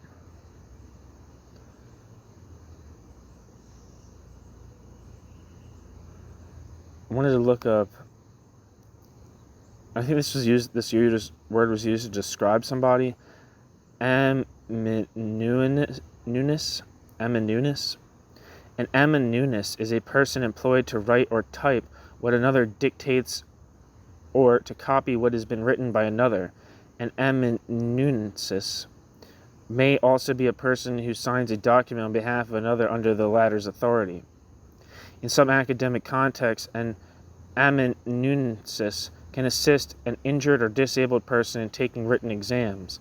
Eric Fenby acted as an amanuensis in assisting the blind and paralyzed composer Frederick Delius in writing down the notes that Delius dictated.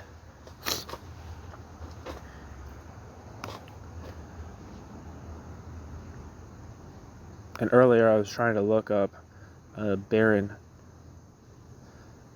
Fuck, this seems unimportant now. It seemed important at the time, but the entry's too long. Anyway, new section. Back to the text, new section. The Warsaw Rising and James P. Cannon. One of the things that the critics inside the Socialist Workers' Party may have learned from was the strange episode of Cannon's letters from prison on policy towards the advancing, quote, Red, end quote, army. The interim Socialist Workers' Party leaders, while the 18 were in jail, veered a little in response to events from the, quote, Trotsky's Red Army, end quote, and automatic, quote, Soviet Patriot, end quote, line, and they came into conflict with the jailed James P. Cannon. As the Russian army approached Warsaw in August 1944, Polish nationalists and others, including a large part of the workers of Warsaw, rose in rebellion against the Nazis in anticipation of the Russian entry into the city.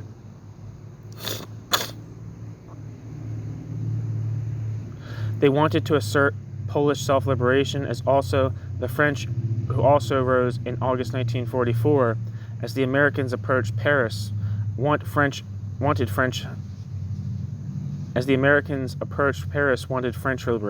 self-liberation. In response, the Russian army ceased to advance. For 9 weeks, the Warsaw insurgents fought magnificently and were slowly destroyed by the Nazis. 150,000 Poles died. The Russian army did not budge. Eventually, it occupied the corpse-strewn ruins of the city. Stalin later expressed his view of the rising, a, quote, criminal act of an anti-Soviet policy, end quote. The interim Socialist Workers' Party leaders editorialized in the Militant and the magazine Fourth International that the Russians had betrayed the Warsaw fighters. When he read the editorials, Cannon came close to denouncing the Socialist Workers' Party leaders as traitors to the, quote, Red, end quote, army. Parenthesis, this volume, end parenthesis. Quote, The editorial again fails to put explicitly and unmistakably our slogan, quote, unconditional defense of the Soviet Union, end quote, against all imperialists, ...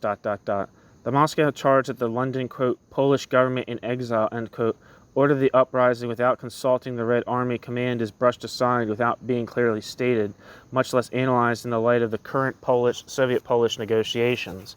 No consideration is given to the question of whether or not the Red Army was able at the moment to launch an all-out attack on Warsaw in view of its long-sustained offensive, the Nazi defensive preparations along the Vistula, the necessity to regroup forces en masse for new attacks after the not inconsiderable expenditure of men and material in reaching the outskirts of Warsaw, the fact that there was a law along virtually the entire Eastern Front concurrent with the halt before Warsaw, etc. Nor does the editorial take up the question of the duty of guerrilla forces, and in the circumstances, that is what the Warsaw detachments are, to subordinate themselves to the high command of the main army, the Red Army, in timing such an important battle as the siege of Warsaw, ... end quote. Cannon was vibrantly aware of his responsibilities, quote, great care should be taken in treating the Polish and similar questions, ... We must never forget that our party's statements and editorials are now regarded as programmatic documents and taken with the greatest seriousness by the revolutionary workers of the entire world, ... Bracket R and bracket carefulness, ... has given all our resolutions since the death of the old man their thought-out character and made them stand up from year to year as supplements logically flowing from one unchanging program and, like the program itself, needing no fundamental revision, end quote. New section. Natalia's second intervention. Natalia Sedova wrote to the Socialist Workers' Party endorsing the editorial Cannon complained of and declaring, quote, you seem to be hypnotized by the slogan of, quote, of the, quote, defense of the USSR, end quote, and in the meantime, profound changes, politically as well as moral psychological, have taken place in its social structure. In his articles, especially the last ones, LD, bracket, Trotsky, end bracket, wrote of the USSR as a degenerating worker state, and in view of this outlined two possible paths of further social evolution of the first worker state, revolutionary and reactionary. The last 4 years have shown us that the reactionary landslide assumed monstrous proportions within the USSR, ...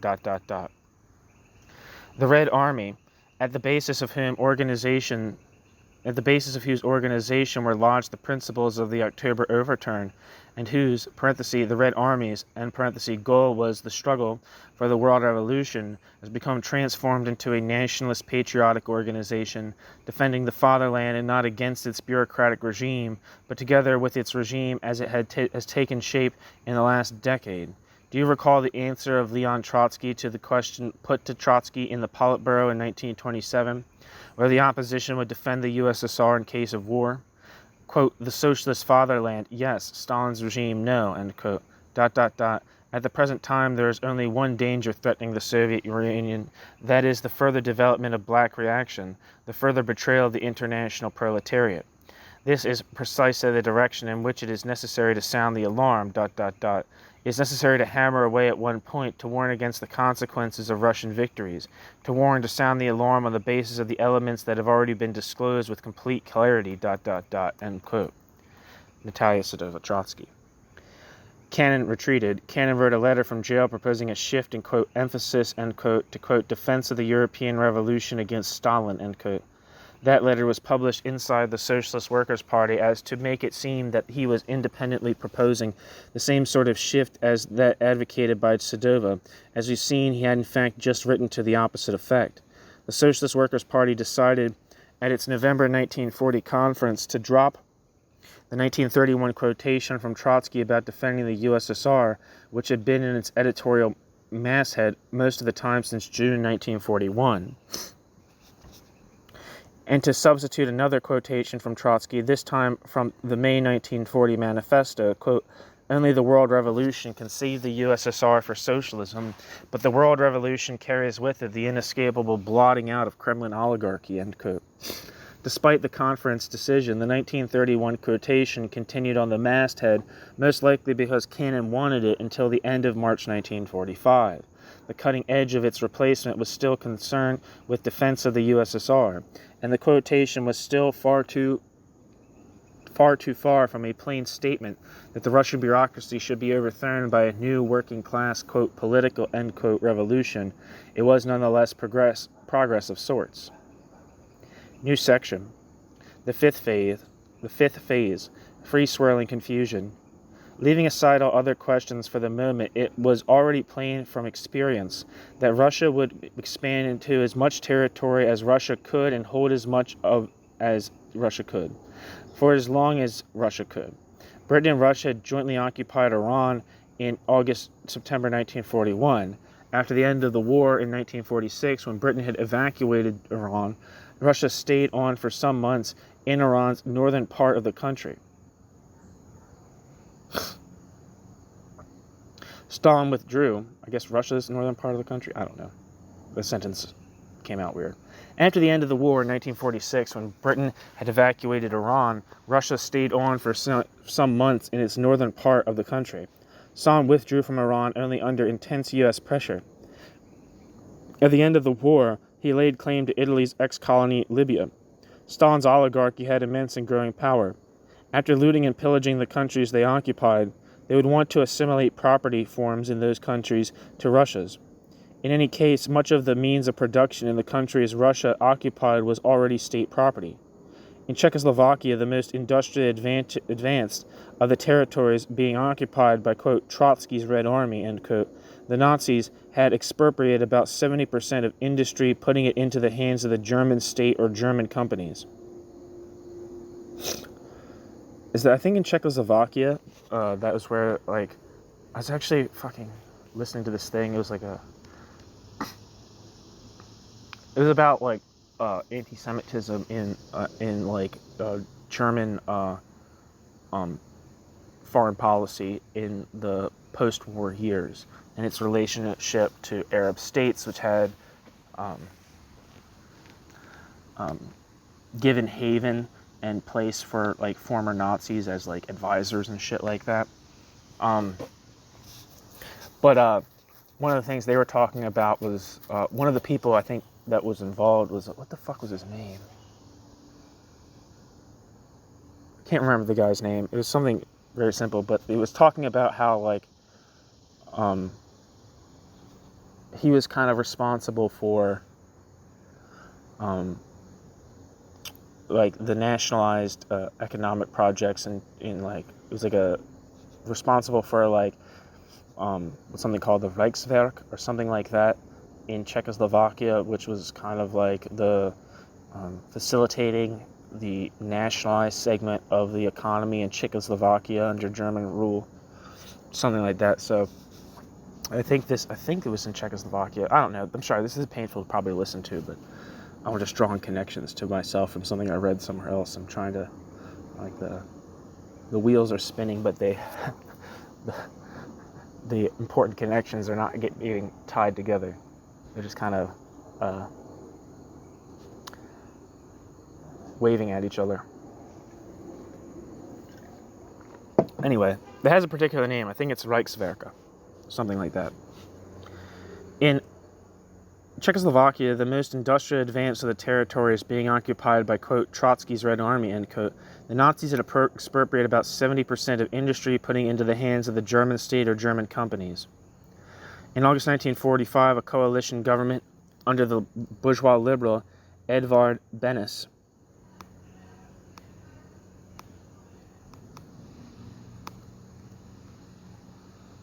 I wonder if he's related to Elaine Beneš.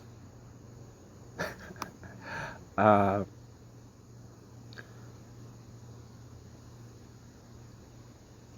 August 1945, a coalition government under the bourgeois liberal Edvard Beneš decreed the nationalization of 2/3 of industry.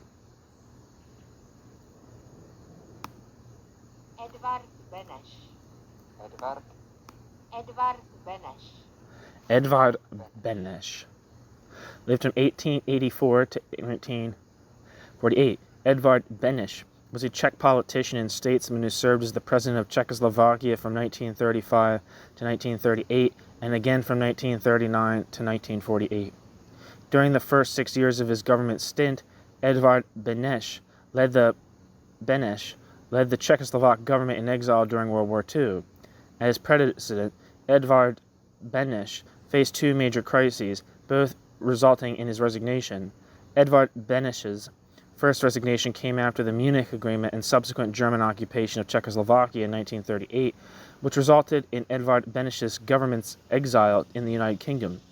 The second came about with the 1948 communist coup, which created a communist regime in Czechoslovakia. Before Edvard Beneš's time as president, Beneš was also the first foreign affairs minister, 1918 to 1935, and the fourth prime minister, 1921 to 1922, of Czechoslovakia. The de facto leader of the Czech National Socialist Party, the de facto leader of the Czech National Social Party, he was known as a skilled diplomat. So that's Edvard Beneš. Back to the text. In August 1945, a coalition government in Czechoslovakia under the bourgeois liberal Edvard Beneš decreed the nationalization of two-thirds of industry. The question was not whether or not industry would be nationalized, but whether this nationalization constituted in any sense, no matter how limited, a workers' revolution. The problem many of the Orthodox had in registering the plain facts and interest arose out of the idea that nationalized property akin to Russia's in and of itself might define a species of Stalin-made bureaucratic, quote, workers, end quote, revolutions. Certainly replicas of the Stalinist system created by the activity of the Russian Stalinist state would have the same characteristics that the, quote, degenerated workers state, end quote, formula cherished and defined as the essential remaining, quote, workers, end quote, element in the, quote, degenerated workers state, end quote. Either Stalin could carry through revolutions from above to make workers states, or the whole, quote, degenerated workers state, end quote, notion for the USSR was wrong. The dilemma paralyzed them politically for a long time. They would not cut themselves out of it in the only way possible, by redefining the USSR. In a Socialist Workers' Party committee discussion on the 2nd of August 1949 about the, quote, class character, end quote, of Eastern Europe, Cannon would say, quote, I don't think that you can change the class character of a state by manipulation at the top. It can only be done by revolution, which is followed by fundamental change in property relations. That is what I understand by a change of the class character of a state. That is what happened in the Soviet Union, ... I don't think that there has been a social revolution in the buffer countries, and I don't think Stalinism carried out a revolution, ... The role of Stalinism is not revolutionary at all. Stalinism gave an impulse to the revolution in this sense that the victories of the Red Army stimulated the revolutionary movement. But the actual role of Stalinism was to strangle that revolution, to suppress the mass movement of the workers, and to restabilize the capitalist state and capitalist property relations. The fundamental role they played there was counter-revolutionary, ... If you once begin to play with the idea that the class character of a state can be changed by manipulations in top circles, you open the door to all kinds of revision of basic theory, ... Nationalization plus bracket state monopoly of, end bracket, foreign trade is not the criterion of a worker state. That is what remains of the worker state created by the Russian Revolution. That is the remnants of the Russian Revolution. That's why the Soviet state is called, quote, degenerate, end quote. There is the tremendous difference whether a state has nationalized property relations as a result of the proletarian revolution, or whether there are certain progressive moves towards nationalization by the Stalinists in one case or by English reformists in the other, end quote.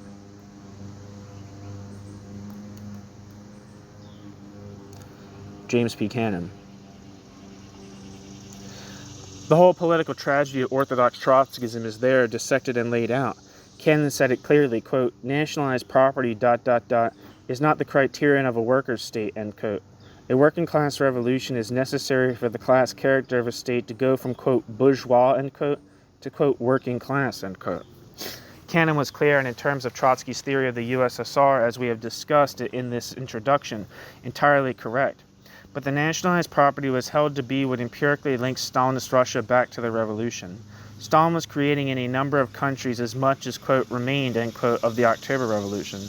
To judge things in the satellites according to which class held political power would destroy the position that Russia remained a degenerated worker state because of nationalized property. In Russia, nationalized property was held to identify who held power. Either the whole Russian question had to be rethought, or nationalized property in Russia's satellites defined them as some sort of worker states, parenthesis, not degenerated worker state. A new term would eventually emerge, quote, deformed worker states, end quote, end parenthesis. If you made it a, quote, programmatic, end quote, dogma that the USSR was a degenerated worker state and would remain so as long as nationalized property survived, then an inexorable logic pushed you to a similar position for the satellites. Cannon would have to change his 1949 position, shared with John G. Wright, and go with those who called the satellites, quote, deformed worker states, end quote. The alternative was to conclude that he had been wrong in 1940 and in the war years that followed. Moral, politically, and intellectually self-destroying method was there on display too. Quote, the victories of the Red Army stimulated the revolutionary movement, end quote. The wartime dogma was recycled, processed, and slipped in as one part of a, quote, story, end quote. It was dealt with as the Leningrad delirium of August-September 1941 had been dealt with in its time by inserting a smoothed version into a fabricated storyline. Kennan would not say that he and the others on the Socialist Workers' Party political committee were wrong in their expectations in 1943 to 45. If there really had been Russian army stimulated, quote, revolutionary movements, end quote, in the areas conquered by Stalin, the militant Fourth International had been seriously remiss if not reporting them, ... Thanks in part to the remonstrations of Natalia Sedova Trotsky and in part to experience, the October recoil in late 1944 from their ideas about, quote, Trotsky's Red Army, end quote, and Stalinism being, quote, objectively revolutionary, end quote. Then they lurched back in 1945 to 6 assertions by the Socialist Workers' Party that war against Russia was imminent, parenthesis, a judgment few in the world shared, end parenthesis, licensed, keeping, quote, defense of the USSR, end quote, at high tension. In 1946, 2 members of the Socialist Workers' Party USA made a detailed analysis of the militants' response to news concerning the USSR between the end of war in Europe, May 1945, and June 1946. They published it in the internal bulletin of the Socialist Workers' Party, parenthesis, this volume, end parenthesis, on the large-scale pillaging and removal of industrial equipment by the Russians from areas they had conquered. In 56 issues, there appeared 2 articles by Felix Morrow, one by Albert Goldman, and only 4 other brief items. Millions of women and men in, quote, enemy, end quote, countries were deported to forced labor in the USSR. In 56 issues, the militant, except in the Morrow and Goldman articles just mentioned, carried no reference, parenthesis, though the deportations were very graphically depicted in a cartoon by Laura Gray, featured in this volume, end parenthesis. I don't know if I said the first parenthesis, but work with me here, people.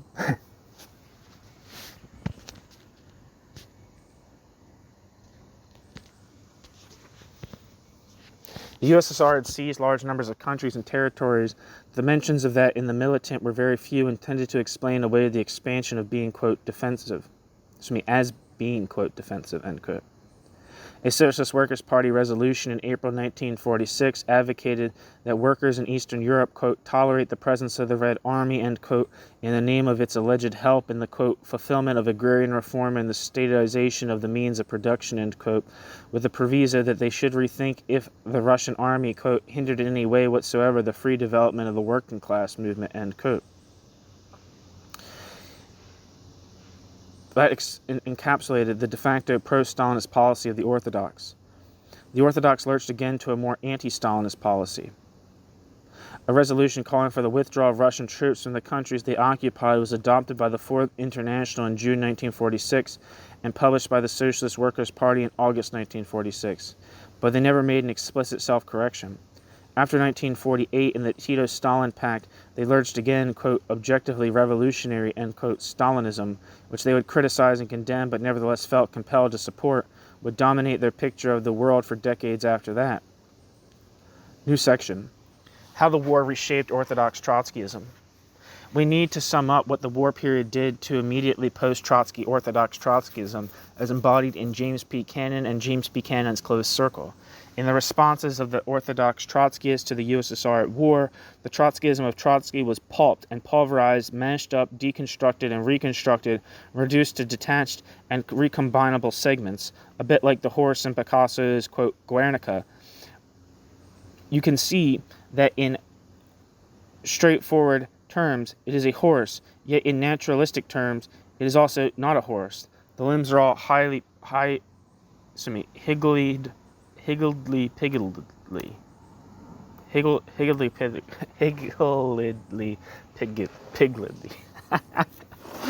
I can't pronounce that, dude.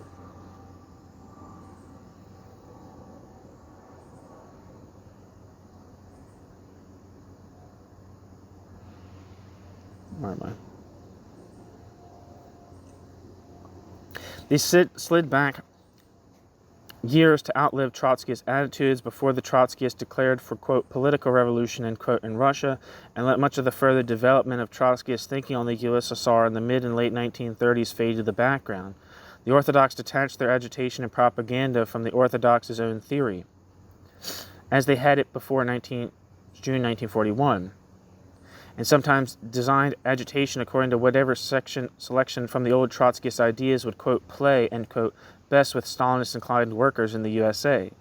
In most of their day-to-day journalism, they dispensed with, quote, degenerated, end quote, and called the USSR simply, quote, the workers' state, end quote. The Orthodox ascribed to Stalin's, quote, workers' state, end quote, qualities and possibilities that both Trotsky at the end and Cannon of 1940 would have dismissed as either weak-minded fantasy or downright lies. They based much of their commentary on the USSR at war on what Trotsky had called, quote, the fundamental sophism of the bureaucracy, end quote. The idea that the people owned what the Stalinist state owned. They embraced the Stalinist idea that just by having nationalized property, the USSR embodied the, quote, foundation of socialism, end quote. The Orthodox wrote that the USSR workers were defending that foundation because the USSR workers knew from experience that it was the best place in the world for workers to live. Parenthesis, Brightman, experience had, quote, shown the Russian masses the superiority of living in a worker state, end quote. They patched together unreliable reports of high morale in the USSR and erected, quote, morale, end quote, into a criterion for determining the class character of the USSR at that point.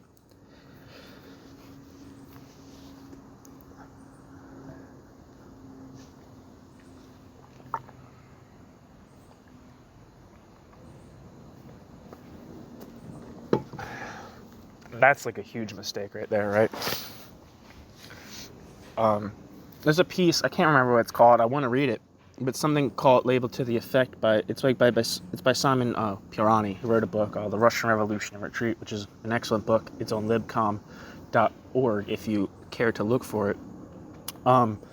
But he has an article in one of his books that he edited together with a couple of very important scholars on the social history of the USSR.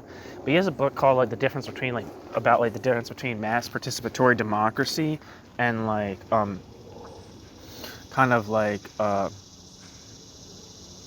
ritualized mass support for the state. So there's a difference between he tries to make a difference between earlier mass participation of working class and other exploited peoples in demonstrations and things like that versus the kind of patriotic parades that happened later.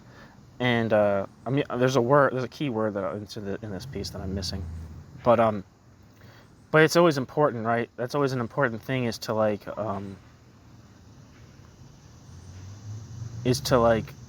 distinguish between mass, or at least apparent mass support represented in demonstrations or whatever, or celebrations or whatever, and the emancipatory character of the state, right? The high morale of the largely proletarian armies of all of the Western power of the Axis and the Allies for their particular state's victory does not entail necessarily give any clues to, or to the emancipatory character of those regimes, right? At certain points in the war, morale for Nazi expansion and Japanese expansion were extremely high, right? But that does not mean, that doesn't really tell us, if you base morale or like support or like popular enthusiasm for a state, like as the criteria of whether it's emancipatory or not, you're going to get into very, very messy territory.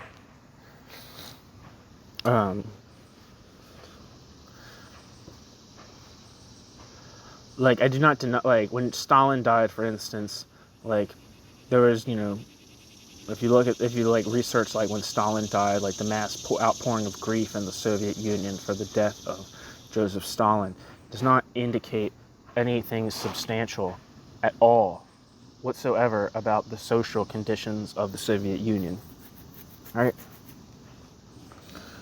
Anyway, they related to the USSR, the Orthodox related to the USSR, the bureaucrats, as if major social elements of the revolution, not just as in Trotsky, the nationalized property had survived or had revived.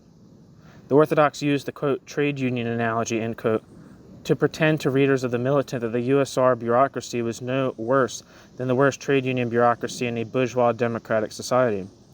They said that the USSR was part of the working class movement, bureaucratic autocracy, slave labor, camp guards, and all. They denounced the USSR as a ruling autocracy. They would also glory in the, quote, unity, end quote, of the Russian people of the USSR. Most of their adverse comments on Russian Stalinism during the war were solely political criticism, most importantly of Stalin's failure to issue a, quote, class appeal, end quote, to German workers and to assure them that at the end of the war there would be no repetitions of the terrible Versailles Treaty of 1919. By making their proposals, quote, demands, end quote, on the bureaucracy, they cut the political criticism off from the Trotskyist social criticism. The Orthodox deployed the absurd claim that the, quote, Red, end quote, Army, a central part of the Stalinist state apparatus, was not Stalinist, had not, quote, really, end quote, experienced the Stalinist counter-revolution. They wrote of this, quote, Red, end quote, Army bringing socialist revolution with it, and not, as Trotsky had described it for Eastern Poland, bringing, quote, semi-slavery, end quote, on its bayonets and tanks. And this, quote, Trotsky's Red Army, end quote, make-believe, they pioneered a technique that they would later use to pretend and half-pretend that Tito's Yugoslavia and Mao's China were not really Stalinism. One of the things that I think is interesting is that, I mean, I'm not a Trotskyist myself, I'm not a Leninist myself, but I think the bureaucratic collectivist thesis on the USSR is very interesting, and so that's why I'm kind of doing this research. One of the things that is kind of puzzling to me is, like, based upon, like, reading this piece and reading the pieces that are, like, contained in this volume, especially the parts about, like, the social content of the, quote, Red, end quote, Army, is, like, did anyone read The Revolution Betrayed in these circles? I mean, maybe I'm like, I feel like the picture that Trotsky paints of the military apparatus in the Soviet Union in The Revolution Betrayed is very dark. And it's kind of like, I don't know, isn't there a quote, maybe it's from him or it's from somebody else, but isn't there a quote from Trotsky, like, all the contradictions of a society are magnified tenfold in the armed forces or something like that? It's very bizarre to me. It's like, did you not read, like, the main book about these questions? Not that just because Trotsky wrote it, it means it's correct, but, like, even with if one's operating within the perspective, like, okay, we're giving a Trotskyist analysis of these events, like, shouldn't what Trotsky has to say about the conquest of the social content of the Red Army be, like, pretty fucking important in that analysis? I don't know. Who am I? What do I know? Anyway, Back to the text. At some points, notably August-September 1941, the Orthodox implied that the power and control of the bureaucracy were being sloughed off, implicitly begging the question, had there really been a Stalinist counter-revolution at all? And the question, hadn't Trotsky's and their own denunciations of Stalinism been exaggerated and false to reality? What they said about the USSR's high morale implied, yes, they had. They turned, quote, defense, end quote, of the USSR into defense of Stalin's Imperial Russia. They represented every Russian demand for territory or for conquest and occupation by Stalin's army as legitimate or at any rate an arguably defensive measure by the USSR. Thus, in the war and after, they translated, quote, defense of the USSR, end quote, into pixelated partisanship for the Stalinist bureaucratic empire that was spreading into East and Central Europe and the Balkans. The subordination of, quote, political revolution, end quote, to, quote, defense, end quote, for the Orthodox sometimes came to mean couching their politics in the form of a program of reforms of the existing USSR system. Such an approach, promoting the idea that the bureaucracy could do this, might do that, could not but radically inhibit workers influenced by the Communist Party in drawing the conclusions that Trotskyists had already drawn about the USSR from the early mid-1930s onwards. Parenthesis, it was also a prefiguration of the later, quote, defensism, end quote, of the Orthodox for Yugoslavia, China, North Korea, Vietnam, Cuba, etc., end quote, end parenthesis. Episodically, they detached Trotsky's program for, quote, political revolution, end quote, against Stalinist totalitarianism from the working class as its agent and reduced it to a series of, quote, demands, end quote, on Stalin, parenthesis, and later on Tito, Mao, Ho Chi Minh, or Fidel Castro, in parenthesis, implying the autocrats could conceivably carry them out. From a working class program, they transformed it into a species of utopian socialist advice to the rulers. They pretended, by, quote, demanding, end quote, it of them, that the Stalinist autocrats might conceivably wage an internationalist working class war. The Orthodox pushed the whole notion of, quote, defense of the USSR, end quote, towards an interpretation, parenthesis, which did not emerge fully until the mid-1950s, end parenthesis, that the Stalinist socioeconomic formation was a stabilized system which could develop from the existing, quote, foundation of socialism, end quote, to something near socialism itself. Ideologically, that was a giant step towards, quote, socialism in one country, end quote. These traits which I have isolated here, the better to see and define them, were not, of course, the whole face of the Orthodox. The militant carried a routine anti-Stalinist commentary, especially against Stalinism in history, but its telling silences at crucial times when very important issues added more or less heavy neutralizing qualifications. The focus and the emphasis of the Orthodox oscillated, but within a narrow circle.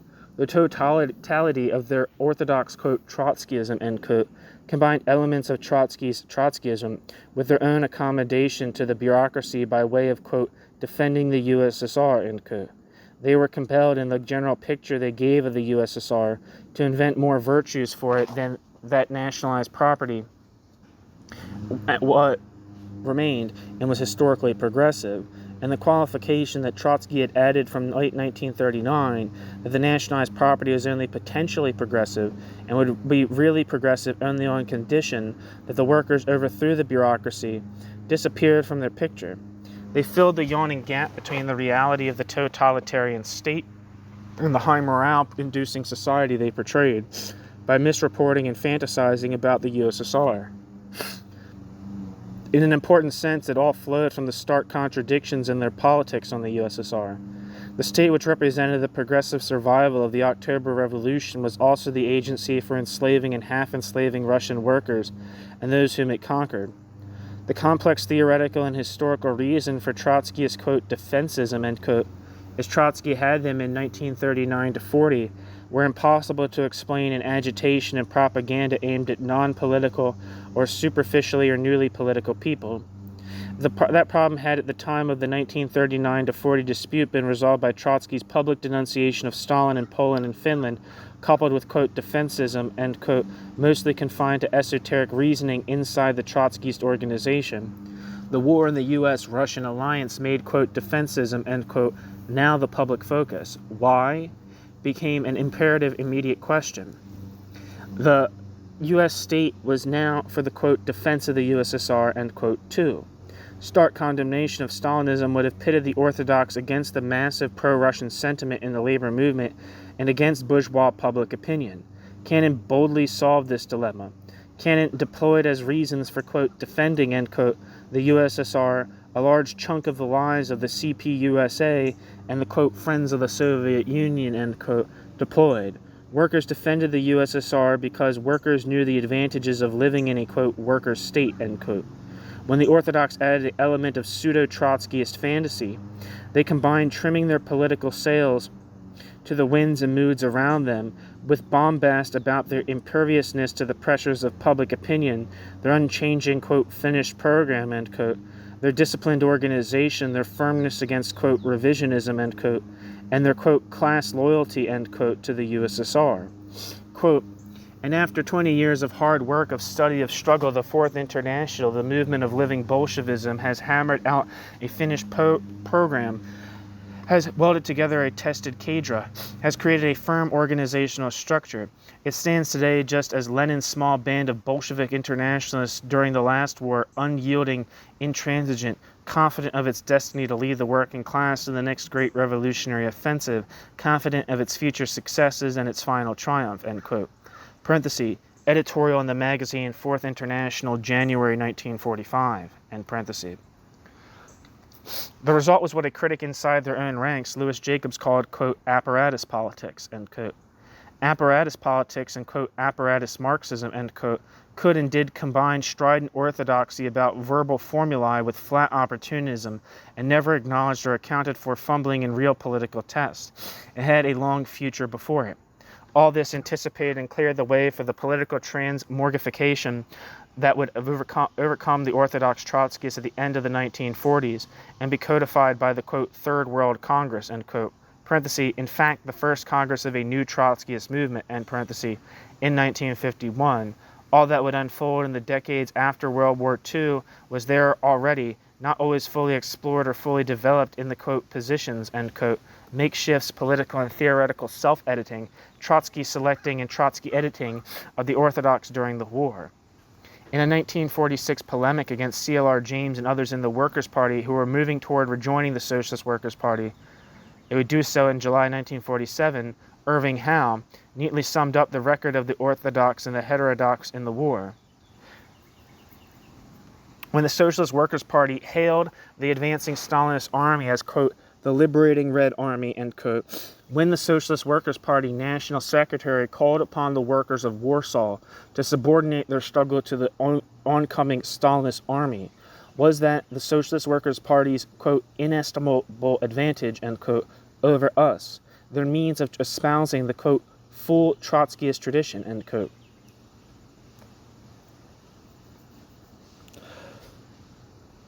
With the Socialist Workers' Party press discovered that the workers in Russia, quote, owned, end quote, the factories and the land, and that was the cause of their determined resistance, was that the Socialist Workers' Party's, quote, inestimable advantage, end quote. When the Socialist Workers' Party, the week after the bracket USA's entry, end bracket, bracket the USSA's entry into, end bracket, war, bracket, in December 1941, end bracket, responded by printing a learned dissertation on criminal syndical laws, while we, the, quote, Menshevik, end quote, Workers' Party, responded by printing a bold declaration against the imperialist war, was that the Socialist Workers' Party's, quote, inestimable advantage, end quote? When the Socialist Workers' Party played ostrich in the trade unions and finagled with bureaucrats, while our comrades boldly and with some success pursued a class struggle line in the unions, was that their, quote, inestimable advantage, end quote, over us? When the Socialist Workers' Party National Secretary spoke of, quote, telescoping, end quote, the struggle for socialism with defense of country, was that their, quote, inestimable advantage, end quote? End quote. Irving Howe, Workers' Party Internal Bulletin, 28th of March, 1946. That is the end of part 3 of the introduction to The Fate of the Russian Revolution, Volume 2, Lost Texts of Critical Marxism. The two Trotskyisms confront Stalinism. Thanks for listening.